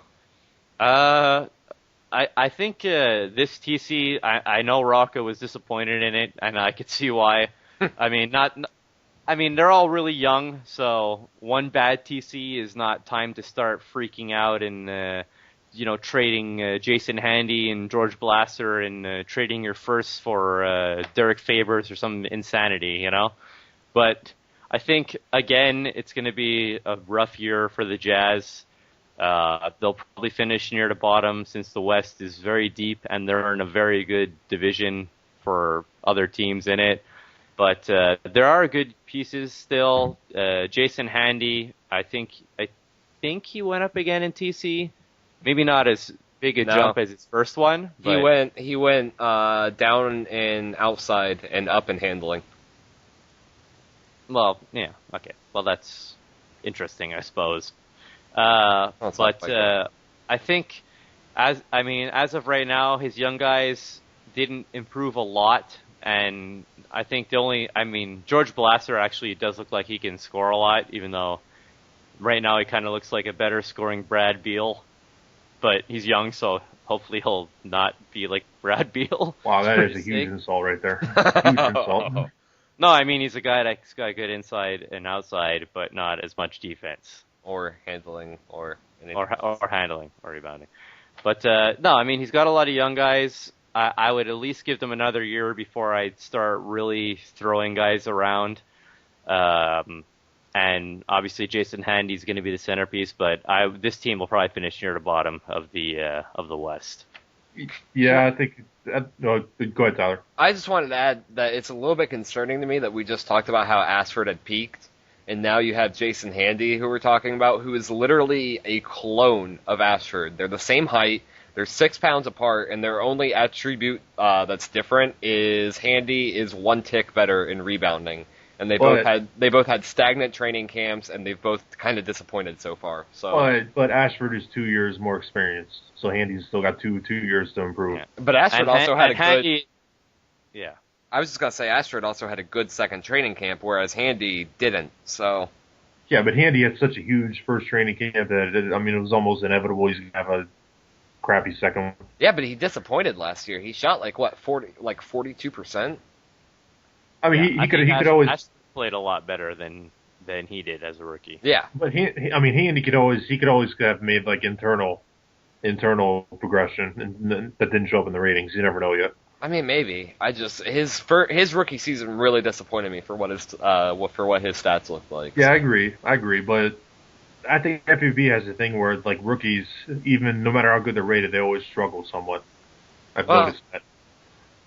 I don't know, because Ashford looked pretty good though, didn't he? Yeah, but I guess so. But I was gonna say about Utah, they probably had the most disappointing training camp out of every team, because I was saying to Thug before training camp that Utah, they had so many assets in this team that I would pick them to have the best training camp out of every team. They probably had a bottom 5 worst. Yeah, easily.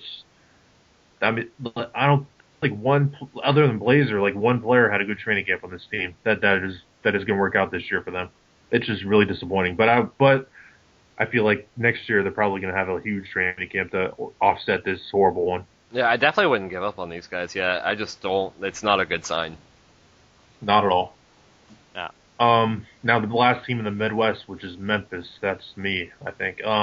Memphis, Canada. Yeah. Vancouver Grizzlies. Fuck you guys. I think it's in Memphis, Newfoundland is where they've relocated to. I've always thought the Grizzlies were in Canada. Am I really that? I'm really that stupid. All right. That Cool. is hard to believe that you actually think that. Do Tennessee allow black people in their state? That's what confuses me the most. I didn't know that was a thing. Shadow had a really busy offseason for the second year in a row, mostly drafting, but this time he actually drafted players that are good. Oh, Burn. That's true. Larry Larry Riley had a huge upgrade in outside shooting, which signals to me that he's a future star, because anytime a guy goes from B to A- in a category, they probably have huge potential, because you just don't do that very often. And Rob Abbott had a really nice training camp too. He went up, I think he had an okay training camp, I guess, but it's better than still the looks good. team.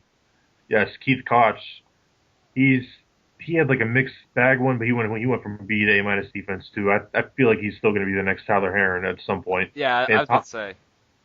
And Tommy Madsen looks like a future star at small forward.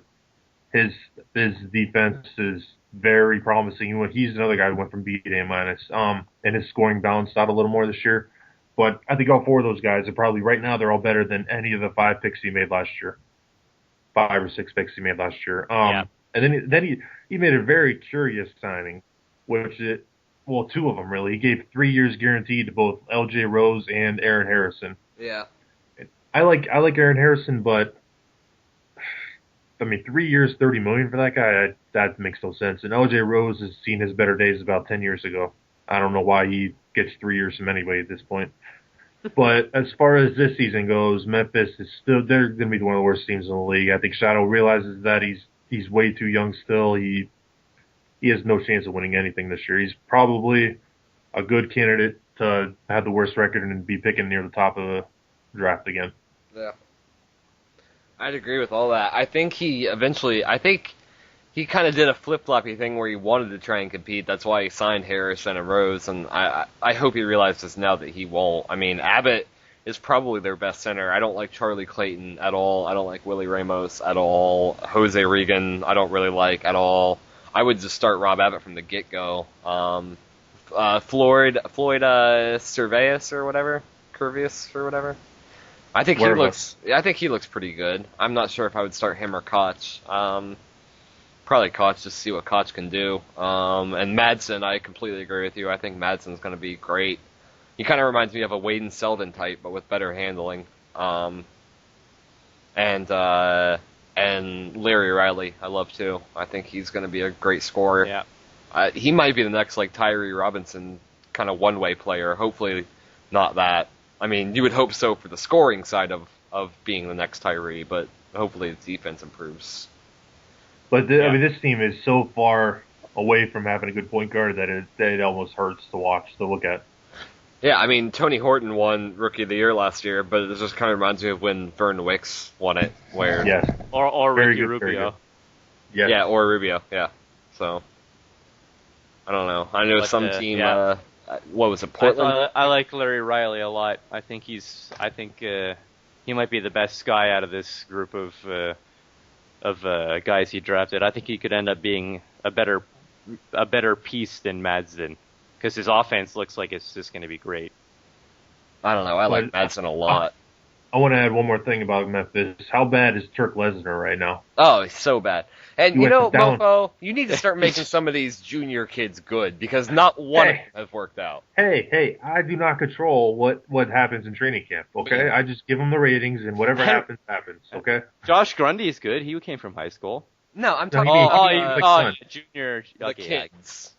They really all do suck, though. Like, Alonzo Cromartie sucks, Walker Allen sucks, all these guys suck. Yeah, not their LeBron Jr. None of them are good. It's not intentional. I promise you it's not intentional. I think LeBron Jr. might be the best one out of them. That's how bad they are. But he's name horrible. Name who's better. I Okay, don't well, think junior who's kids. better then? Tell me who's a better son. Alonzo Cromartie? You're going to tell me he's better? Doubt it. I plead the fifth on that one. I fucking hate Alonzo Cromartie. Really? I hate Why? fuck- I don't. Why? Why would you hate him? Because his dad treated him badly, and it's turned him into a real prick. So Yeah. moving on. Golden State now. This is pretty fitting too. Tyler gets to talk about the other click team, the Warriors. Yes. I am fully on board with the Warriors bandwagon this season. I don't care. Shocked by that. I don't care who disagrees with me. I love this team.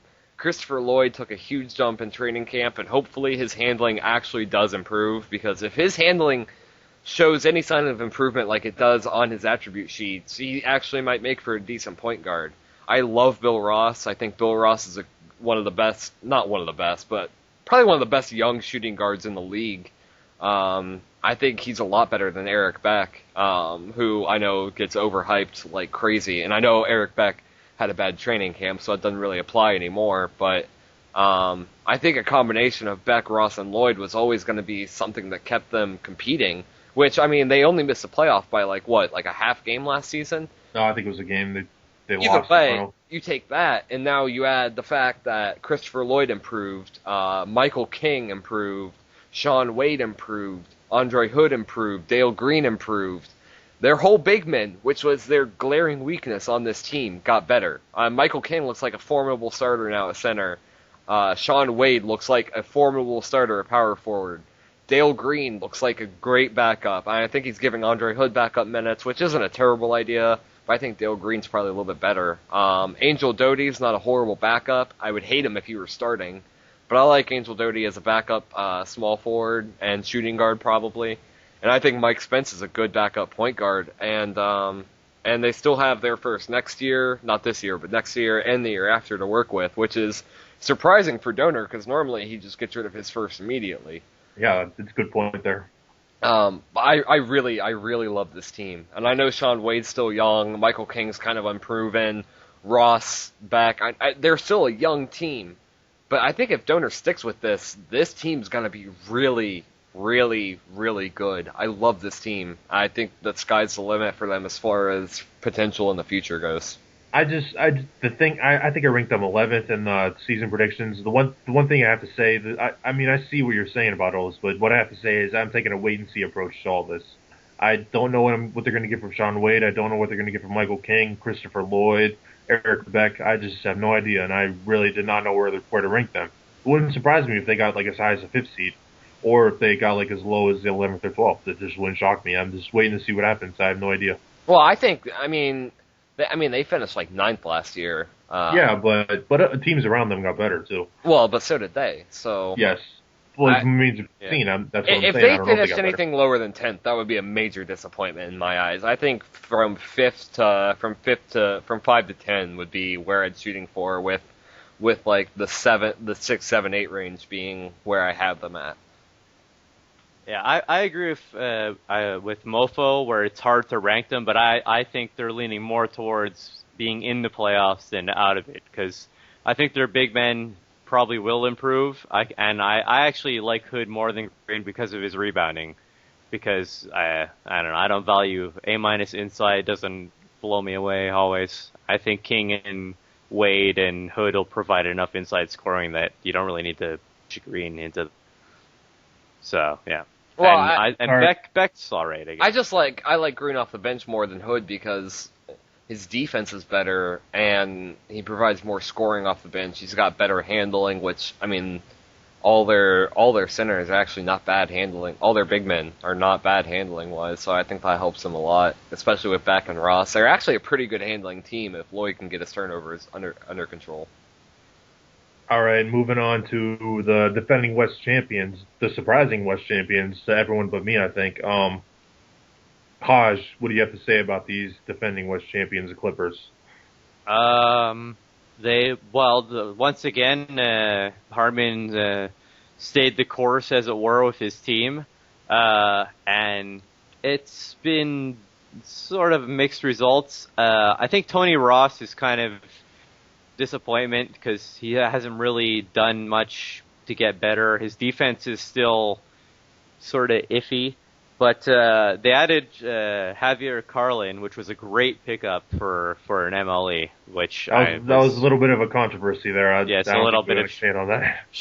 I don't want to get into too much details, but regardless of how it happened, he's a great guy to have as a backup. I've always thought he's a great backup.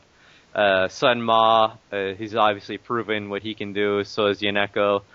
I think a big factor though will be the Austin and backup Hill dropping on defense could be a problem, since point guard defense was probably one of the reasons they got so far last year, and now it's become a little bit more of a dicier area. But they still look very good. West is not quite as top heavy as it used to be, but I think the Clippers are still definitely in the upper half, so they'll probably finish, I'll say, fifth or fourth. You know who Tony Ross reminds me of? He actually looks identical to Steve Harris from about 2 or 3 years ago. I didn't think Steve Harris should be starting back then. I don't think Tony Ross should be starting now. But seriously, if you just look at the attributes, you look at the production that they put up, Tony Ross is literally Steve Harris from about 2 or 3 years ago. Who would you start over Tony Ross on this team? I wouldn't start anyone over Tony Ross on this team. Well, then you think he should be starting? No, I don't. Okay. Would you say that just because there's no one better on that team doesn't mean I find him as a formidable starter? I mean, yeah, I know what you're saying. Alex Murphy is starting for the Milwaukee Bucks. That doesn't mean I think he's a good starter. Good point. Yeah. I don't know. This team's okay. They'll be right about where they were last year. So I think finals? You think they'll be in the finals? No, on regular season success wise. I think a lot of teams in the West have gotten better and they've stayed the same. So. But I feel like Larry Austin is really having one of the most underrated careers in EBL history because, yeah, I mean, he's so overshadowed. No one ever mentions him among the best point guards in the league, but he always gets rewarded by the game, and he always takes his teams farther than they should. Like the Clippers 3 years ago, in his first year, they were a game away from making the finals. So then last year, he had probably his best all-around season with his lower turnovers, and they make the finals, and one game away from being champions right now. Yeah. And he's just had a really productive career, and I feel like he's very underrated as a point guard. I agree. League. It'll be interesting to see when the Hall of Fame, when he's up for Hall of Fame nomination, where he'll fall. So yeah, because he played in Toronto, where he was just nobody really recognized him for his talent there. Now he's in the Clippers, another place where he's not really out there as a star performer. It's just weird. His career is taking a weird turn. Yeah. Okay, now it's the Lakers. I think that's me. Yep. Karachi was just saying his team's in last place. We're going to say his team's in last place or something like that. I don't think so. I don't think they're that bad. But he just traded Marcus Fleming for Andrew Harrison, which, I mean, it's a questionable move, but it's probably smart because Keith Frazier just really cannot start anymore with his poor defense. So if you put Harrison with David O'Neal, that has the makings of a very elite backcourt defense. And Frazier as a six-man will own, too. Yeah, maybe as a backup point guard, but his C+ innings not great there. Grant Jarrett has finally declined a little, which is going to hurt, and I have no idea who's going to start at center because Dick Marcus had a nothing training camp, and he's looking like a bust. But this team, I mean, Curran's still great. Well, not great, but very good.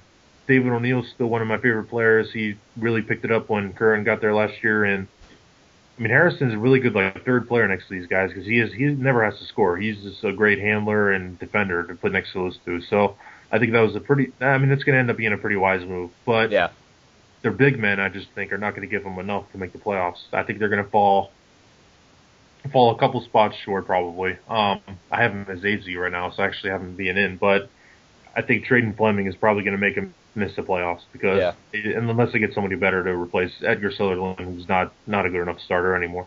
No, I think Dick Marcus is going to be looked back on as one of the worst decisions for a first round. What was he, number 2 overall?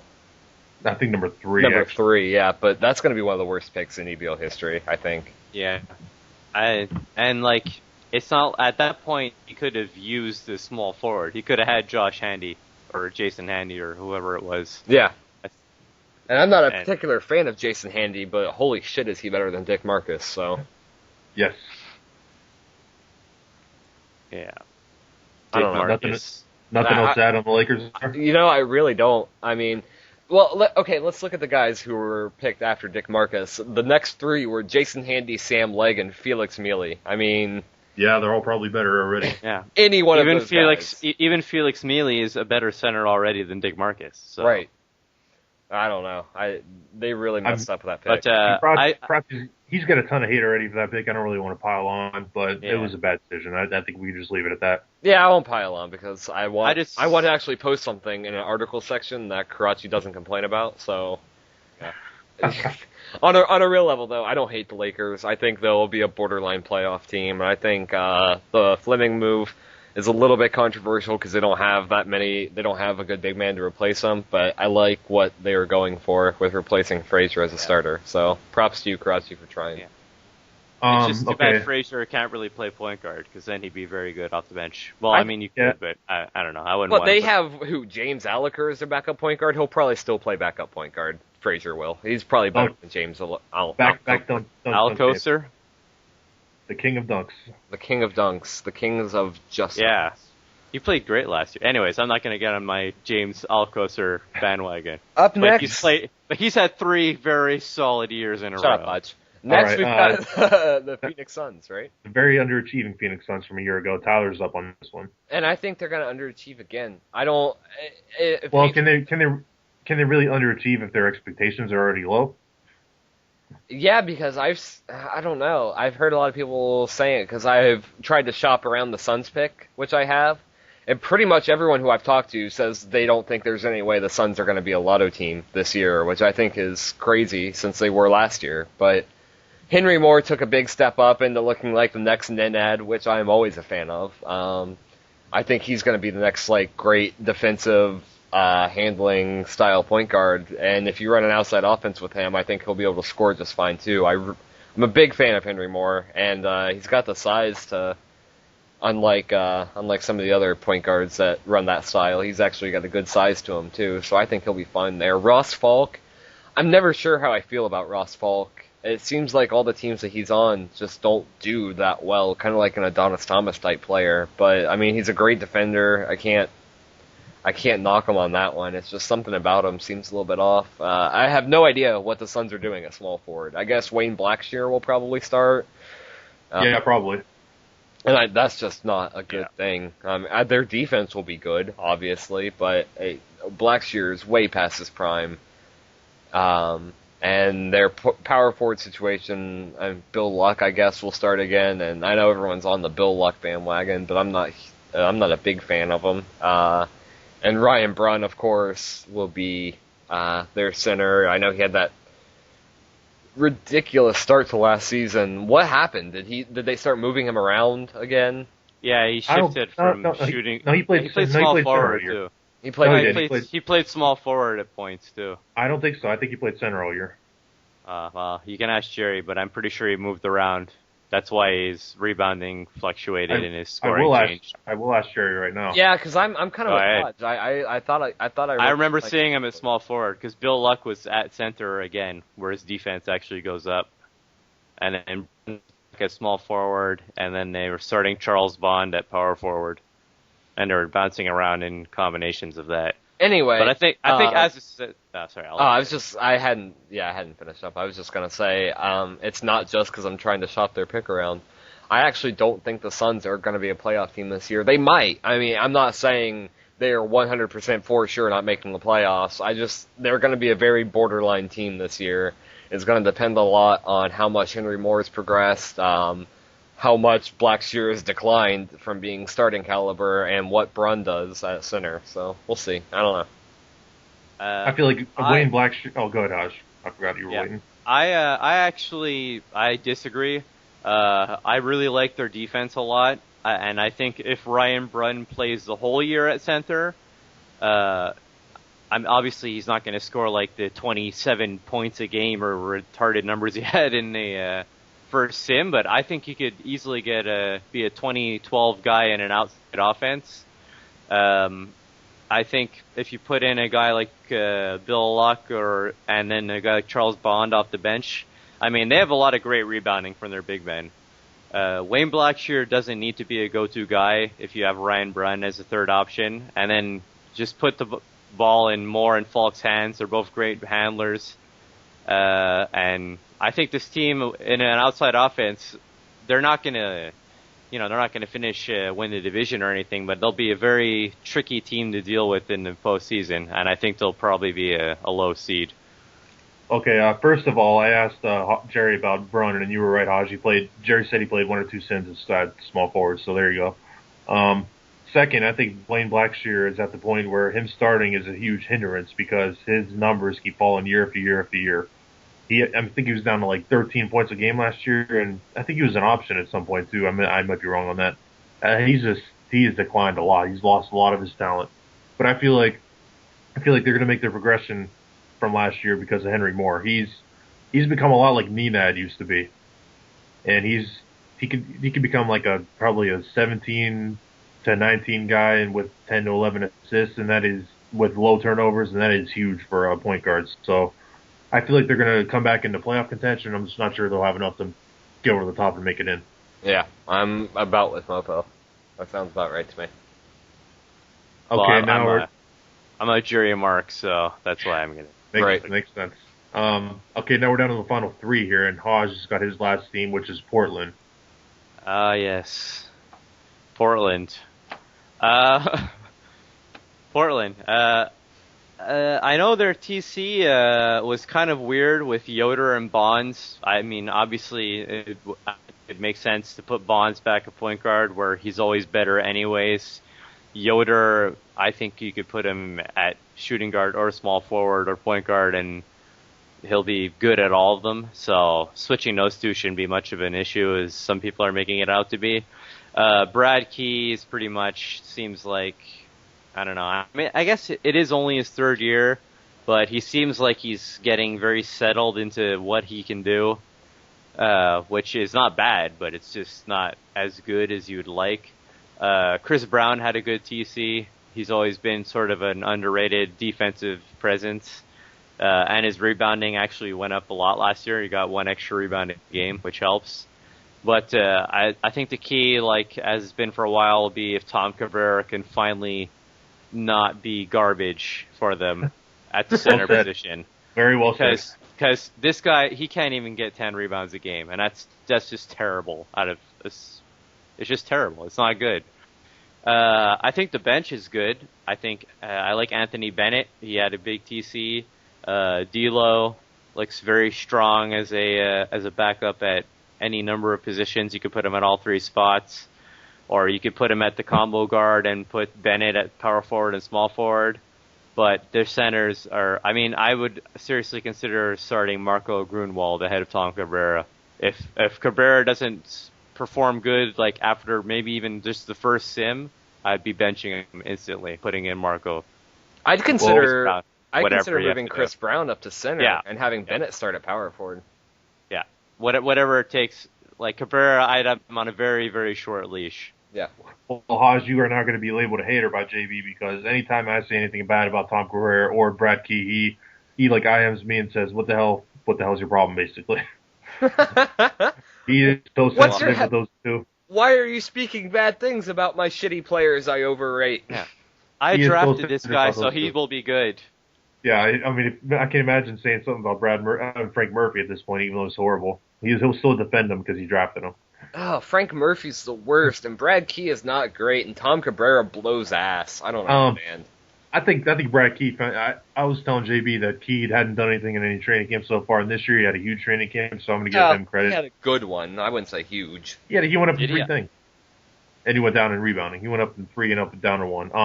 Cabrera, to be fair to Cabrera, he went up in rebounding, which should help him get over 10, you would think. But who knows with him?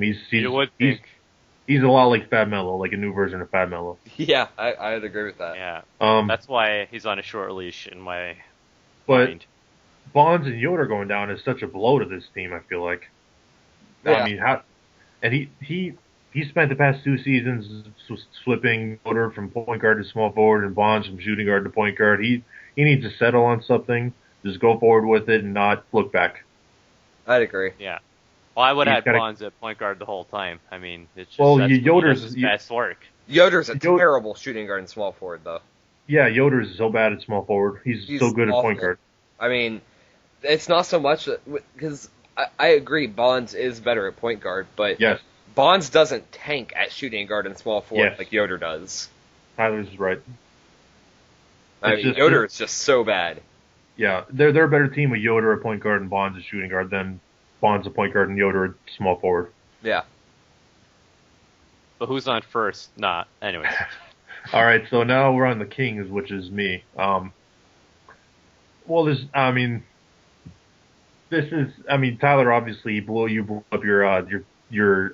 up your Amato led team or whatever, and you got a lot of good assets for Amato. You got Ruiz, who obviously had a huge training camp, so that trade was worth it for you, but right there alone. It doesn't matter what else you got.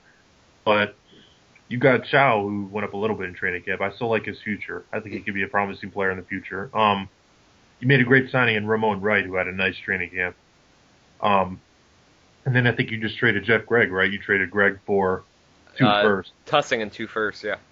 So that was, I hate Tussing. I think everyone knows that. But Thrash, I used to like him before he just died in training camp. But the 2 firsts are very valuable, obviously, in the rebuild effort you're going through here. And I cleared some cap with getting rid of Devane's contract, too. Yes, the one you just gave him, by the way. Shit. What? Who? But I think right now, this season, basically, I think you realize you're not going to win this season, but you could develop Ruiz and figure out how good he's going to be. Also, maybe at one point, see what Chow can give you and see what Ramon Wright can give you. And obviously, just let Boutat shoot 20 times a game and see what he'll do. Right. But I think right now, your best hope is just clear cap, maybe trade Summer Prowl somewhere. And just load up on first-round picks and just go far from there. I mean, I'm sure that's what you want to do. Yeah, I'm going to see how much I can win, because I would like to ruin Bauer's pick a little bit. But, I don't know. Like, Ruiz, obviously, I'm more excited to see what I get from him than anything else. I don't really care about winning this year. I'm just excited. Like, right now, he kind of looks like he could be like a Brandon Knight, but I don't mean that in a mean way. I mean that in a nice way. Yeah, right. Knight was real good for a while. Yeah. Because he seems like he could be more of a scorer than a handler. But I mean, I haven't even seen him play a game yet. But right. As you said, he had a great TC, and I don't think I would trade the Somner Prowl or Prue, I should say. That's how it's pronounced that. But his contract, so it could be such a hindrance, though, that 5 years at a ton of money. Yeah, but I really like him, so... I'd see how he does after a sim. I mean, his numbers have not really blown me away exactly, but I'm very eager to see Ramon Wright, so I hope you give him a real shot, Tyler. Yeah, I mean, he's starting this year, especially since I just traded Frank Lloyd. I literally have no one else who can start for me, because I'm not going to start Eric Smith, especially after he just went down in training camp. What are you talking about? Talking about he meant small forward, Raymond. Yeah, Ramon Wright. Oh, I thought you said Ruiz. I don't know. No, Razor, Raymond. No, Ramon Wright's definitely starting, especially since I just traded Greg and Devane. He just, he went up and outside and defense, and I'm just really eager to see what he does, because he's never really got any real playing time before. Yeah, no, I definitely scouted that one out. I carefully, that's actually one of the few times I've carefully evaluated all my free agency targets and tried to find a steal like that, and it actually kind of worked, so maybe I'll Yeah, definitely. He signed very cheap, too, so he's a good asset. I remember I was thinking of giving him an MLE, actually. I remember because he had a good base last year, and obviously he had a great TC to improve. Yeah. So it was a cagey sign. All right, so we're coming up on 2 hours here, so let's finish it up with Tyler with the Thunder. The Thunder. Maybe the best team on paper. I really like the Thunder, of course. Come on.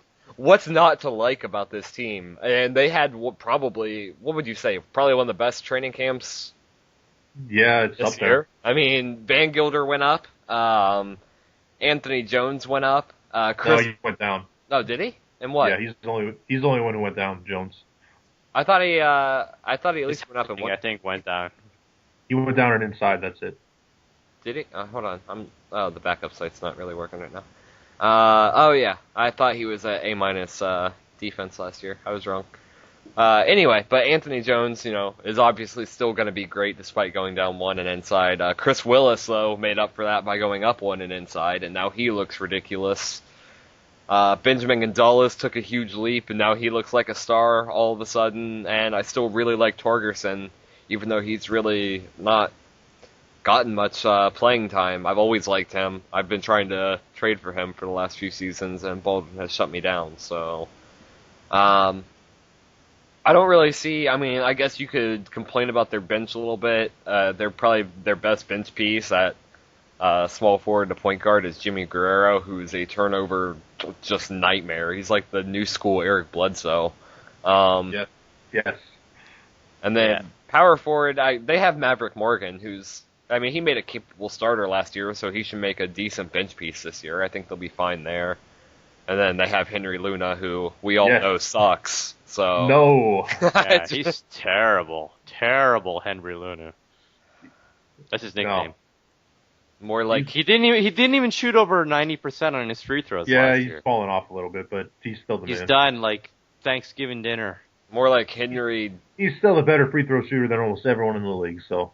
Well, More like Henry Luza. I mean, when free throw shooting's the only thing you can do well, I would hope that. Hey, ask Dwight Howard how good free throw shooting is right now. Oh. How important it is. What, you mean in his retirement, since this is an EBL podcast? Oh, no, I mean the real life one. What is real life? I don't know. This is an alternate universe, remember? Okay, go ahead. Right. It's the darkest timeline. Don't worry, he sucked at free throws there too. So there you go. Oh yeah, he did kind of. Yes, he did. But no, I really like the Thunder. Obviously, I mean, you can complain about their bench, but I don't think it's that much of a hindrance, especially when their starting five is as good as it is. I think they'll be fine. This team's going to be a top 2 seed in the West, and they'll probably win the Pacific this year. So I really like them a lot. Yeah. I'm going to chime in quickly here. I just think that they're going to win the title. That's plain and simple. They're so good. They got the best small forward. They got the best power forward. They're going to win the title. Well, and now you know they won't win the title since Mofo. There you go. Okay. Also, Jimmy Guerrero turned the ball over a lot less last year, but he shot terribly, which was kind of a weird. Because he didn't play point guard. He didn't play. Yeah, point he did. guard. Did he? Yeah, He off the started bench at point he did, guard. yeah. A little bit. Oh, ew. Why? Because Vanguard got hurt. Also, I don't feel like Gonzalez like just became a star. I think he's been like one of the best power forwards for whatever, like 5 years now. I haven't liked him that much. It's getting even better. I'm an ass. So, You didn't like he averaged 20 and 13 last year. You didn't like that? Yeah, I don't know. And he got 22-11 the year before that, and 17-12 like every other year before that. Sure, man, you're sure weird that with who you like and don't like. Yeah, I'm very particular. I don't You know. just don't like his name, I don't think. Well, right, I'm completely racist. That's what we've You established. got picked on by a guy named Benji in your life. I could tell. I mean, that's why my 3 least favorite GMs are a black guy, an Asian, and a fat guy. So, I mean, that guy's not a minority. Sure it is. It's a majority here in America. But regardless, I think we got to be ending this podcast here. yeah, we're at like 2 hours, but think about how much I have to edit it. It'll be fine. Oh, okay. So, I think that's it. Yes. Title. So what? Title Mofo, prediction? You got the Thunder. You got Thunder over who? Thunder Nets? over the Pacers. Oh, Pacers. Pacers. Oh, okay. I'm going chalk right there. Odds. What do you got? I'm gonna go with Pacers in the East, and in the West, I don't know. I'll take eeny, meeny, miny, mo. Oh, jeez. I don't want to pick the same thing as Chris, so I'll take. Actually, no. I'll take the Thunder in the West, and I'll take Wizards I'll take the Wizards in the East, winning the title for sure, definitely. You guys are such pussies. I'm going Warriors over Raptors. Hate on it. You got to go Warriors over Heat if you're going to do that. No. Yeah, really. Yeah, but the Heat, they don't have a shot. Warriors All right. over Raptors. Hate on it. All right. Hate on it.